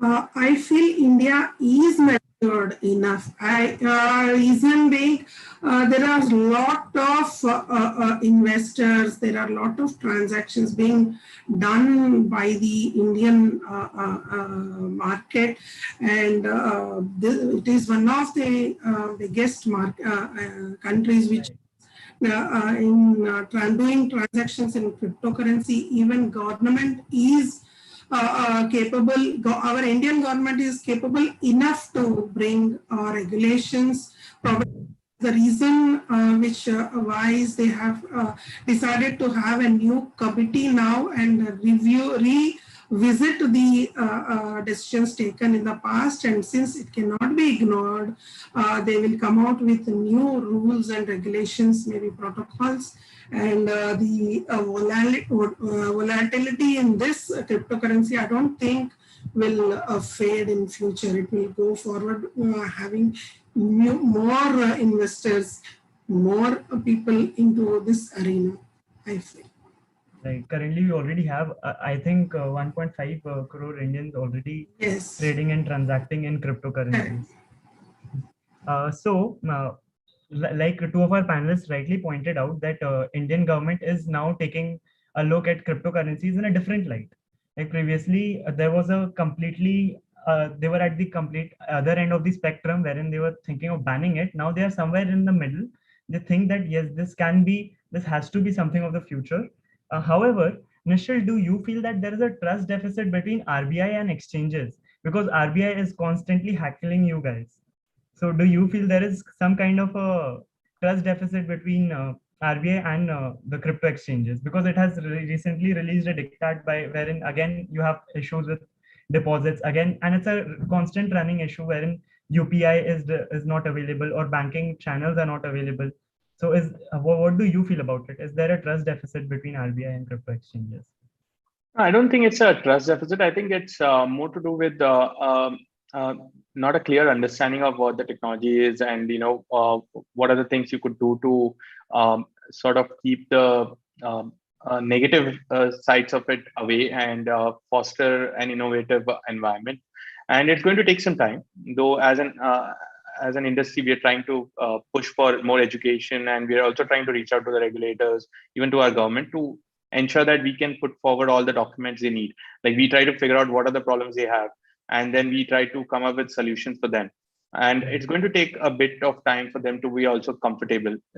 I think as regulators, their objective is how do we prevent something, and the solutions that they have are probably a little too primitive for this sector, and which is where I think we are trying to do our job. But yeah, I think ultimately I would have loved to see them be a little more pro innovation, and probably work closer and with the industry faster, because I know ultimately they will work with the industry, but it's taking time, and that's where I think the problem is that the common people of India are being affected more than anyone else, and it's a large number of people.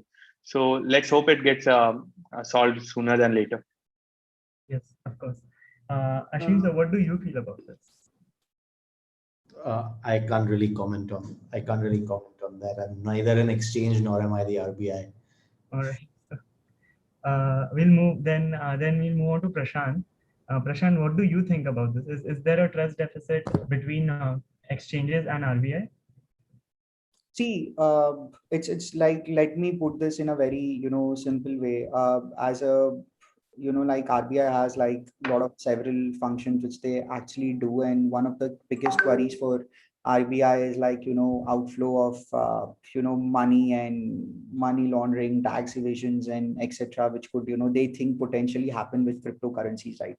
But I mean, if you have to look at traditionally, I think there is a much bigger cash market which exists parallelly. And we have seen like several efforts from the government side, like acting demonetization and things like that to attack on this thing. But eventually, like if you look at the numbers, all these attempts and things like that like actually kind of failed.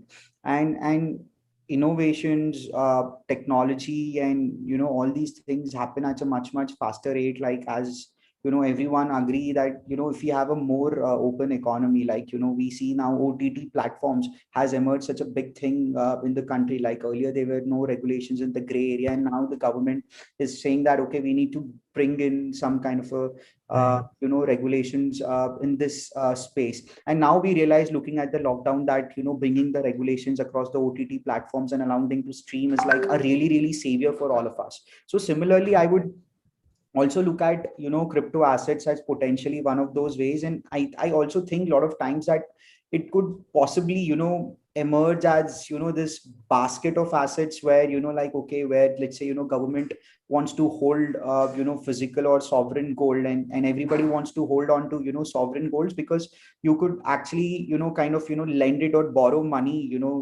in like from, World Bank or anywhere, like at a lowest cost of interest. But again, gold has a lot of cost, like a custody cost, or if I have to move gold from in, RBI to like Bank of England, or, whatever it is, it's like such a tedious process. So potentially blockchain, cryptocurrencies, and, Bitcoins and things like that, since these assets are like traded across the market 24/7, 365 days, could possibly emerge those one of those factors. And, don't even just talk about this now, just like look at some third world countries like, Zimbabwe, Venezuela, and all these, where like inflation like just, reaches high every single day, right? I mean, banks, government, they don't have access to US dollars, because some country and, people and banks says that, okay, there is no way, or there is no profitability if we operate in these geographies and regions.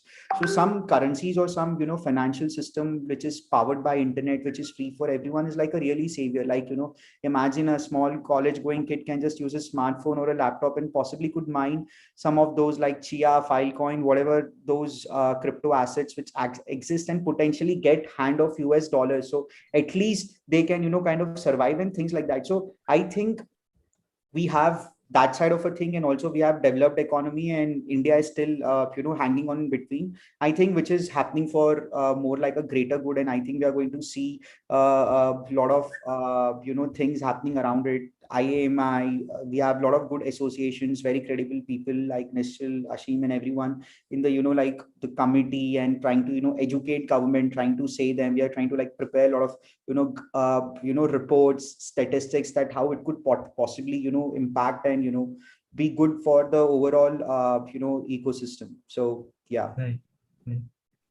Lakshmi ma'am, what do you feel about this? It's more about the trust that requires to be built between these cryptocurrency exchanges and the bank RBI. It's about understanding. Still, there is a lot of gap in understanding how this technology works, how it has to be brought into the controlling perspective, what protocols, what rules to be brought in to control these exchanges or the transactions, how to monitor that. Those are the areas where they are looking into it. Once these points are clear, once the banks understand this, RBI understands this, probably the trust will build in future between cryptocurrency exchanges and the banking industry. So that's more about the gap in understanding people at the helm of affairs in different government organizations. So the gap is to be filled in, is what I feel. Trust will automatically build up. Pushpa, I would like to interject over here. Please allow me 1 minute. There are audience over here is a mixed kind of audience. So when Nishal sir is there, why can't we take use of Mr. Nishal sir? Like, I do not know the terms like mining. These are the terms being used over here in this platform, mining or energy consumption. If Nishal sir can give some enlightenment on what exactly he is talking about, mining or energy consumption, so we'll be really benefited. See, the young audience may be able to understand this terminology, which they are maybe understanding cryptocurrency. For people like us, we do not know what is mining, what is energy consumption, vis-a-vis cryptocurrency is concerned. If you can throw some light on this, we'll be really benefited. Our audience will also be benefited. So, Pushpa, over to you. I'll quickly explain. So, if you look at Bitcoin, it's or a blockchain, the underlying technology, it's a digital ledger, which is nothing but sort of like a bookkeeping where you can you can write in entries. The only difference is traditionally ledgers are held by one central authority who will maintain, and everyone will trust that authority. But blockchain is about not having a central authority. So then how do you do that is anyone in the world can have a copy of this ledger, and anyone can make entry to it. But to make that entry, there is a puzzle to be solved. And if you solve that puzzle, you get the access to make an entry into this whole ledger. Now to solve that puzzle is nothing but, it's a mathematical equation that you have to solve. And today what happens is you'll need to have computers to solve these puzzles. So anyone in the world can put their computer for mining, and solving this puzzle is one of the acts of mining.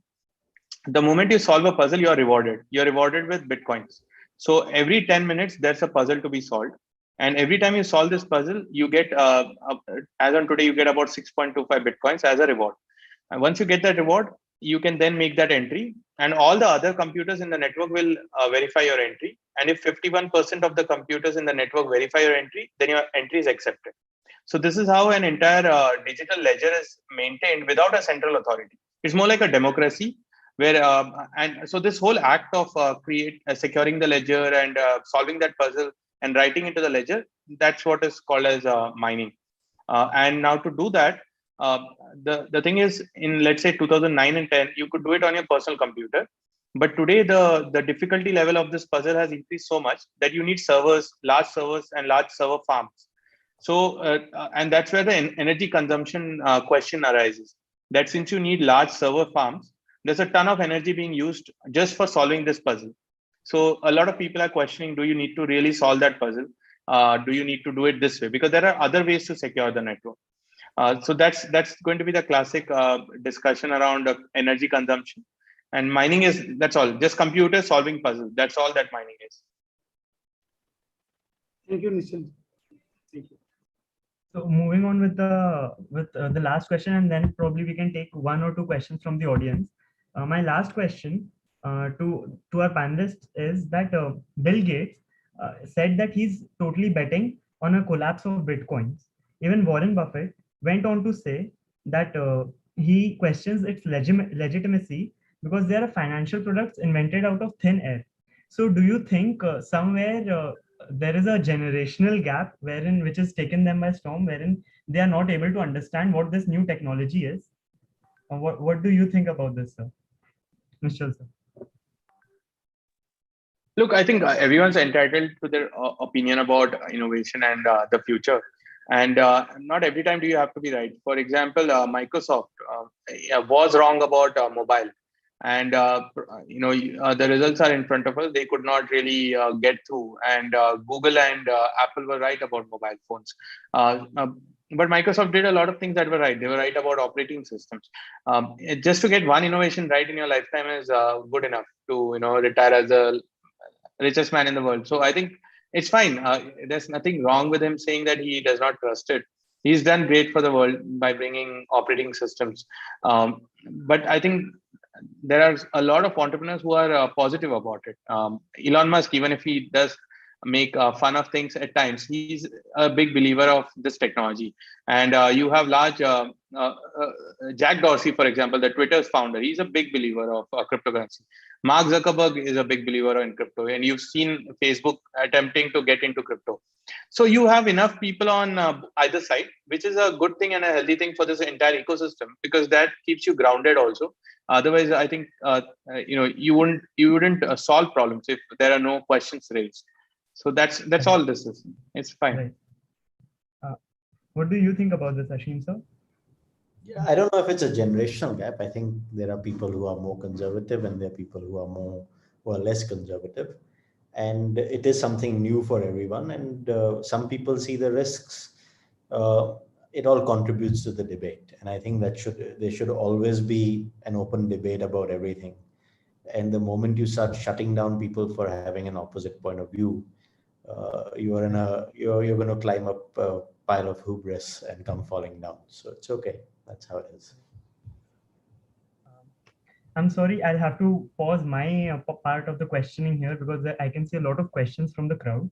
Maybe we can take one or two up. I've seen some Akshat Agarwal had raised his hand long back. Is he still here? Akshat is Shivank, here, we need to unmute him. Shivank, could you please check on him? Could you? Yes, Akshat is here, I need to unmute. I am unmuting. Akshat, Okay. please raise your questions. Yeah, thank you, Push. So I really enjoyed the session. I have a couple of questions that I'd like to ask the panelists. I'm going to read out together. So one is, how is a cryptocurrency wallet different from other forms of digital currency available today? Let's say an Amazon Pay or a Paytm for that matter. And the other question that I have is, how far do you think is the day when we will be able to use cryptocurrency to purchase physical assets, say like a house or a car? Akshat, sorry to interrupt you. Could you just be specific, due to the paucity of time, could you just be specific to whom do you want to raise this question to? I would raise it to Nishchal. Okay, Nishchal, over to you. Quickly, I think the Amazon example, for instance, you could only use those points, let's say, within the Amazon ecosystem, because Amazon is the only provider of trust here. Whereas a crypto wallet, you don't really need to worry. Anyone, anywhere in the world, who integrates into this technology can accept it. So because it's decentralized. So one is a centralized wallet where you have to trust the Amazon as the entity. And the other is you don't have to place your trust at all. It's all verifiable and it's open for anyone to get involved. So that's the biggest difference. The second is when can we look at this being used as a currency to buy cars? I'm a little different. My opinion is different on the use of crypto as a currency to buy real world objects.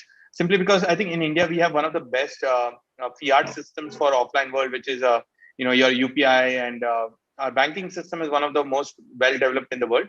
But I see the use of crypto to internet applications where traditional fiat currencies like rupees or dollars are not really the right application.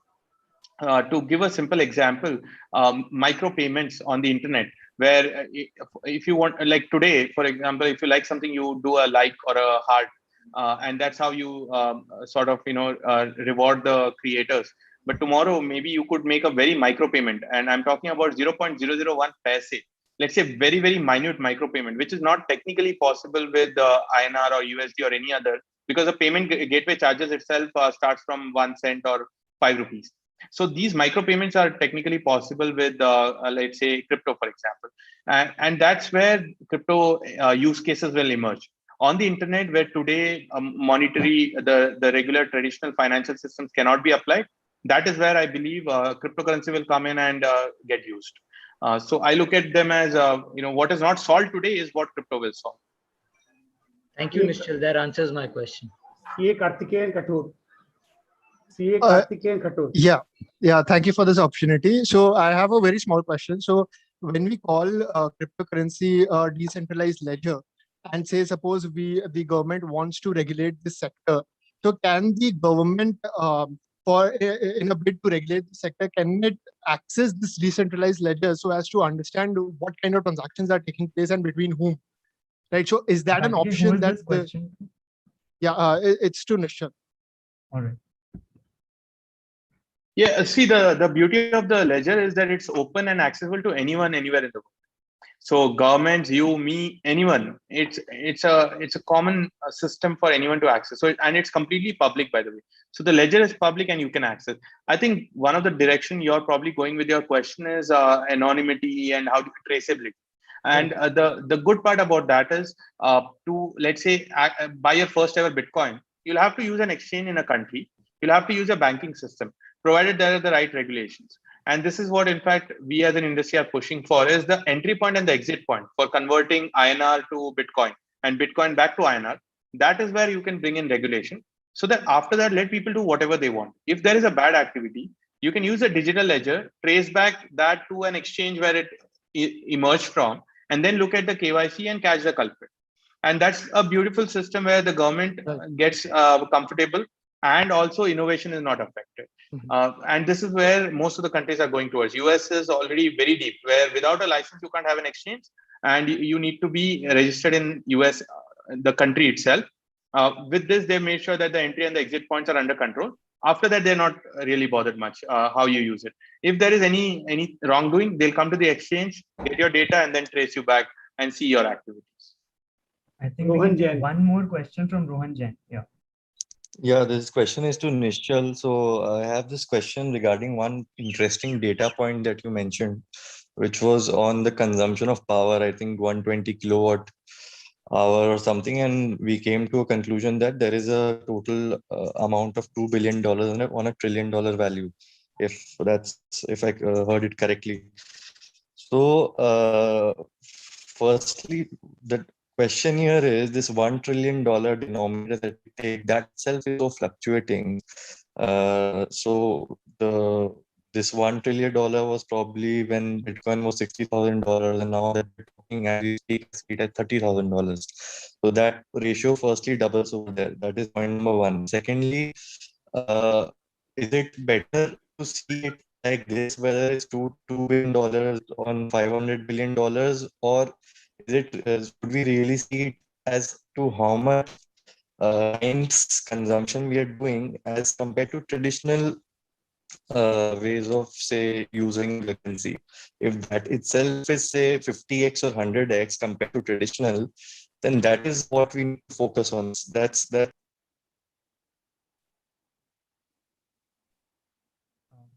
Hello. Yeah, I think we lost him. So quickly to, I think the point I understood what he's asking. One of the things to understand is this whole mining process, right? It self-adjusts itself. So that's one of the beauty of that. When the value of the network reduces, the difficulty level of solving it also reduces, which means the number of computers in the network also reduce, because the rewards also reduce. Because the Bitcoin price halves, then your reward also is reduced. So many of the miners stop mining, and accordingly the energy usage also goes lower. So energy usage fluctuates sort of with the value of Bitcoin.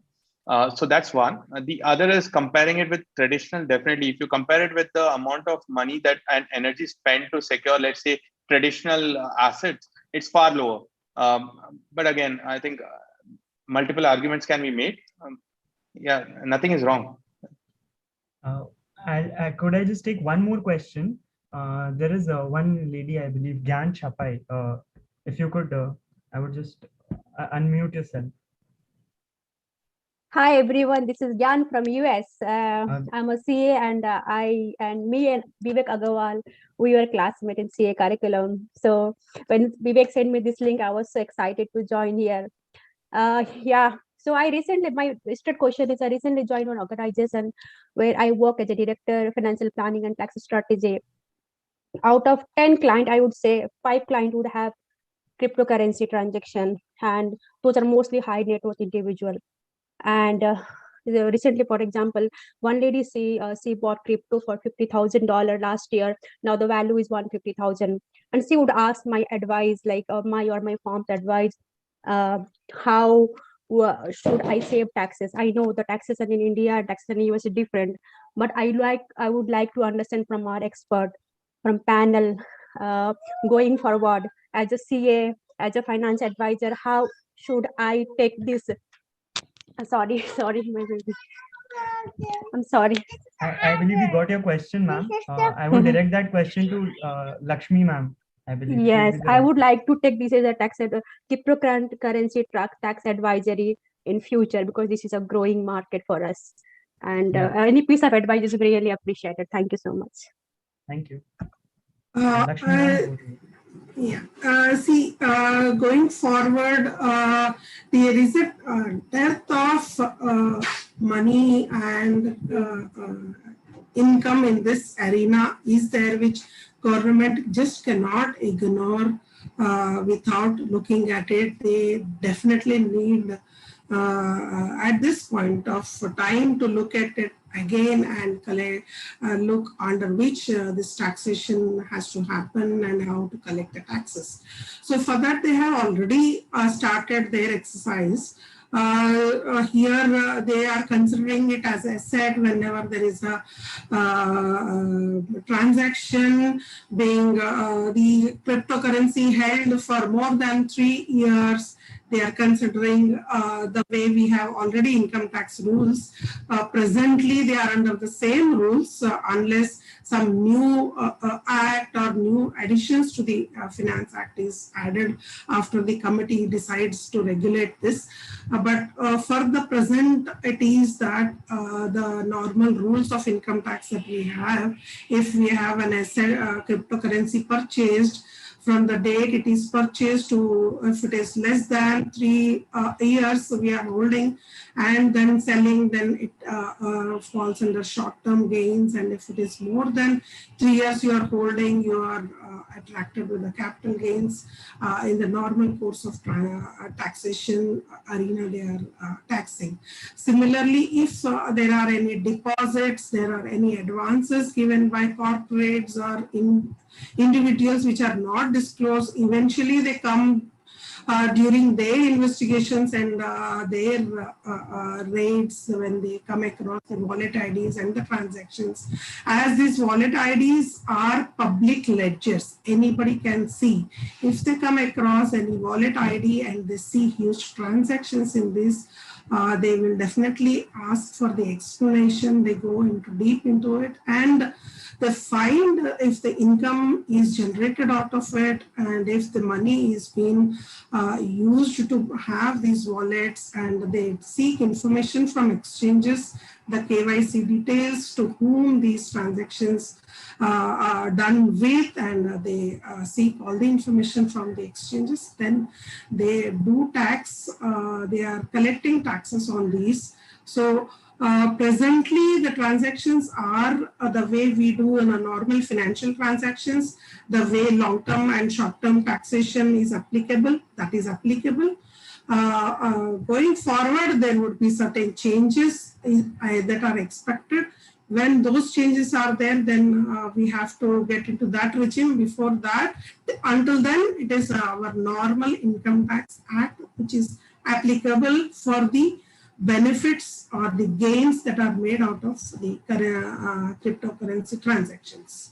For those who are trading, if whatever the short-term benefits they are arising, they are taxed in normal taxation rates that are applicable at this present moment. They are going to come forward with the new rules, but we have to wait. Till then, present rules are applicable. All right.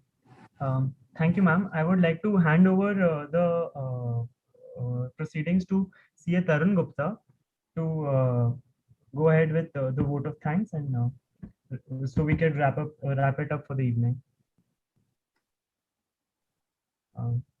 Tarun, are you there?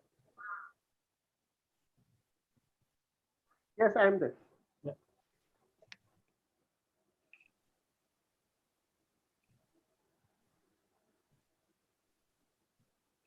Yeah, am I audible? You Yes, could Tarun. bring your mic a little closer, sir. Oh, just a second.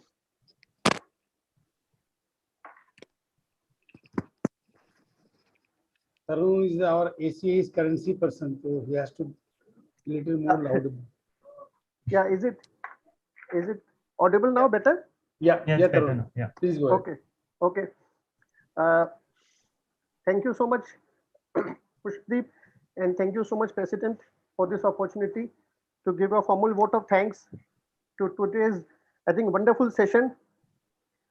Before I start formally thanking each of the panelists, let me tell you that in today's session of 2 hours, I think it was such a power-packed session, and we have learned so much about a subject that generally we chartered accountants and professionals are little unaware of.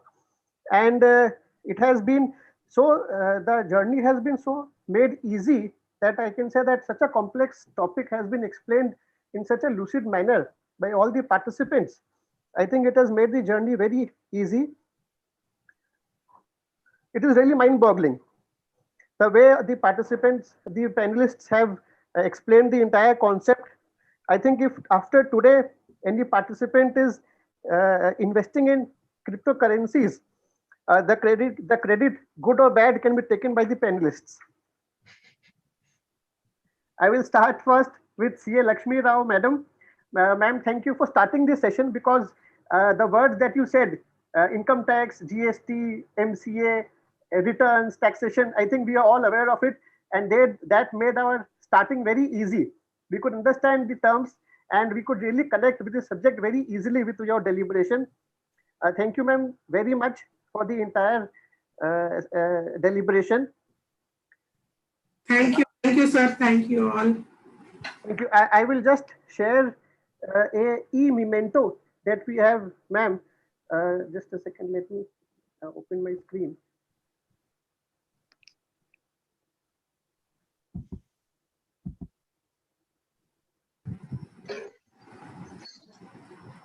I will share the e-memento, ma'am. We have a system of giving an e-memento. Screen, yeah, just a second. Share screen. I do the share screen. Am I? Sorry, yeah, is it visible? No. Tarun, it is not visible. Okay, just a second.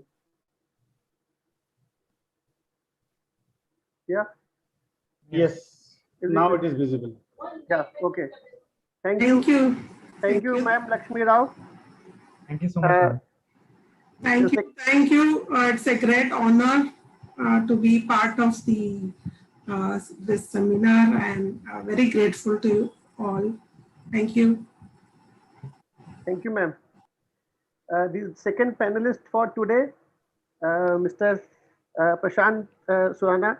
Sir, thank you so much for bringing us to the concepts of blockchain, mining, and so many other concepts that you explained to us with respect to cryptocurrency. I think in the language that we speak, I think we will have to do a certificate course on blockchain and mining to really understand the importance of all these things, because the way you explained it was so easy for you. But like so many of our members and senior members also who are not aware of this topic and these terms, I think for us to really understand the importance of these in the concept of cryptocurrency, we'll have to do such a course. I think Pushpadeep will reach out to you if we plan such a course, so that we all can get more idea about the concepts that he was speaking. Thank you so much, sir, for thank you. Sparing your time. And let me also share my screen. Thank you. Yeah. Sir, is it visible? Yeah. Yeah. Thank you so much, sir. Thank you for all your time. The third panelist, Advocate Ashim Sood. Sir, let me first compliment you with such a wonderful voice, sir, that you have. It was really great, sir, hearing you. And I have once heard Senior Advocate Mr. Fali Nariman saying that if you have a good voice, then half of the case is won, and you are a very successful lawyer. And now we know one of the reasons, sir, why you could win that case in this Honorable Supreme Court, sir. Sir, no doubt you are a very successful lawyer, and the knowledge that you have about cryptocurrency, sir, it goes much below the surface also. So it was very insightful to hear about the case, and so many concepts and things that we knew after reading the Supreme Court judgment. Sir, you told us so many new concepts also, and what went behind the judgment. More so on the third limb, or the third argument which sir has put it before the honorable judges in the Supreme Court. We need to dissect that particular third limb little more for our other cases. If I am not wrong, kindly correct me, sir. No, yeah, please go ahead, Tarun. Yes. Mr. Sood, you want to say something? No, I just said it was a great opportunity and honor to be before all of you. I after Pushdeep contacted me, I looked at ACAE and realized what an august institution it is. And I feel privileged to have been part of this. So thank you very much for having me. Thank you so much, sir. Thank you, sir. I will, sir, share my screen for the e-memento. Is it, sir, visible? Yes, it is.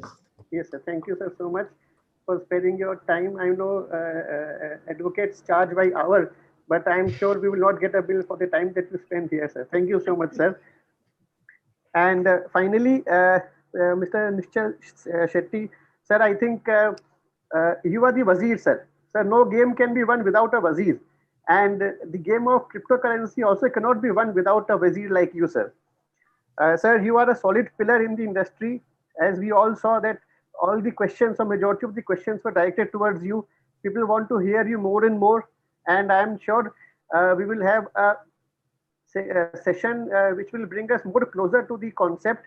I will request Shivang and Pushpadeep to organize a session only with Mr. Nishchal Shetty, so that I could see so many hands were raised, but the participants could not get time to hear our experts. So only one specific session with Mr. Nishchal Shetty. It is also good for him because he will get more clients on his exchange. And I think we all will be really benefited by the deliberation that we will hear from him. So, sir, finally, to all the four great panelists, that after today's session, all of us will have, sir, some view. We will not be a fence sitter. We will have either of the view or a yes or a no, like Bill Gates or Elon Musk or maybe Facebook or Twitter. All of us will have surely have a view. And Nishchal Shetty, sir, e-memento. Yeah. So the e-memento, just a second.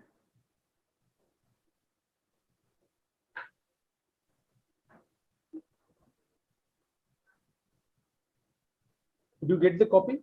Yes, yes, yes. Yeah. Is it visible? Yeah. Yeah. Yeah, thank you. I will request all our learned panelists to please, we will mail you and WhatsApp you the e-mementos. Please take a print, if it is possible, a color print, and you can frame it. This is what we request all our panelists and learned speakers to do. Please take a color print of it. You can frame it. You can post it on your Twitter, Facebook, LinkedIn IDs, just to show that you participated, and we will be very happy because it will also give us mileage that we got all of you such great people on our board, on our platform today. So with these few words, I will thank all the learned panelists for sparing their valuable time and showing us the way on cryptocurrency. In fact, I have already received a message before the session could finish from my cousin, who's a CA in Delhi, that she really wants to start investing in cryptocurrency. I said, "Ruk jao, let the session at least end. Understand the important things. Let it end. Then only you can think about investment." So I think, sir, you have really generated interest in all the participants. I think Nishchal want to say something. Yes, sir. No, I think it was a pleasure speaking here, and I think it's always lovely to see everyone so interested in something new and innovative. And I think that's the way forward for our nation also, to build our nation and to go ahead faster. We need to do things differently compared to the rest of the world. And I think if we can get onboarded to crypto faster as a nation, the way we've taken advantage of the internet, I think we can all take advantage of this new innovation as well. Just don't invest in a hurry. Take your time, understand. I think the most important thing is to understand what this technology is, be aware. And I hope to see a nation where I think everyone would know about crypto and what it is, and we'll all be involved in it in one way or the other, either building companies, educating other people, maybe investing. But it's an ecosystem. So investing is not the only way. There are a lot of other ways to get involved. And yeah, let's keep learning. I think we'll all continue to grow that way. Thanks a lot. Thank you, Nishchal. Just to add on. Thank you. Just a second. Let me finish. Let me complete my formal vote of thanks. Sure. So finally, I would like to thank Pushpadeep and Shivang Chaparia for organizing such a wonderful session today. I think we broke all records. We had more than 1,300 registrations, and at a point of time, I think we touched 650 to 700 participants. It has been a really wonderful session, and my sincere thanks to all the office bearers of ACAE, all the past presidents of ACAE, without whose guidance we are not able to do anything. And finally, the participants, without the participants participating, I think the sessions cannot be held. So thank you so much. And I now hand it over to Vivek and our president, Anup Sanghai. Thank you. Thank you, Tarun Bhaiya. Just to add on what Nishal said, maybe while learning cryptocurrency, we decode blockchain and we use it in our audit profession or taxation profession, and you understand more because that is the future, whether blockchain or cryptocurrency leading to blockchain and the ecosystem as a whole. To understand the blockchain ecosystem is more important for us also, whether investing or not investing. So this will lead to a new, बोलते हैं ना कीड़ा होना चाहिए सीखने का, वो सीखने का क्रिप्टो करेंसी के थ्रू ब्लॉकचेन सीखने का भी कीड़ा अब हम लोग सब में जगेगा. Thank you everyone, thank you to the delegates, and thank you to our speakers. Back to Pushpadeep for his parting remarks. I believe that's about it. All our panelists are pretty busy. We'll just wrap it up here. If that is okay with Mr. President. Yeah, please. Yeah, okay. Thank you. And a very good evening. Thank you so much, everyone. Thank you so much.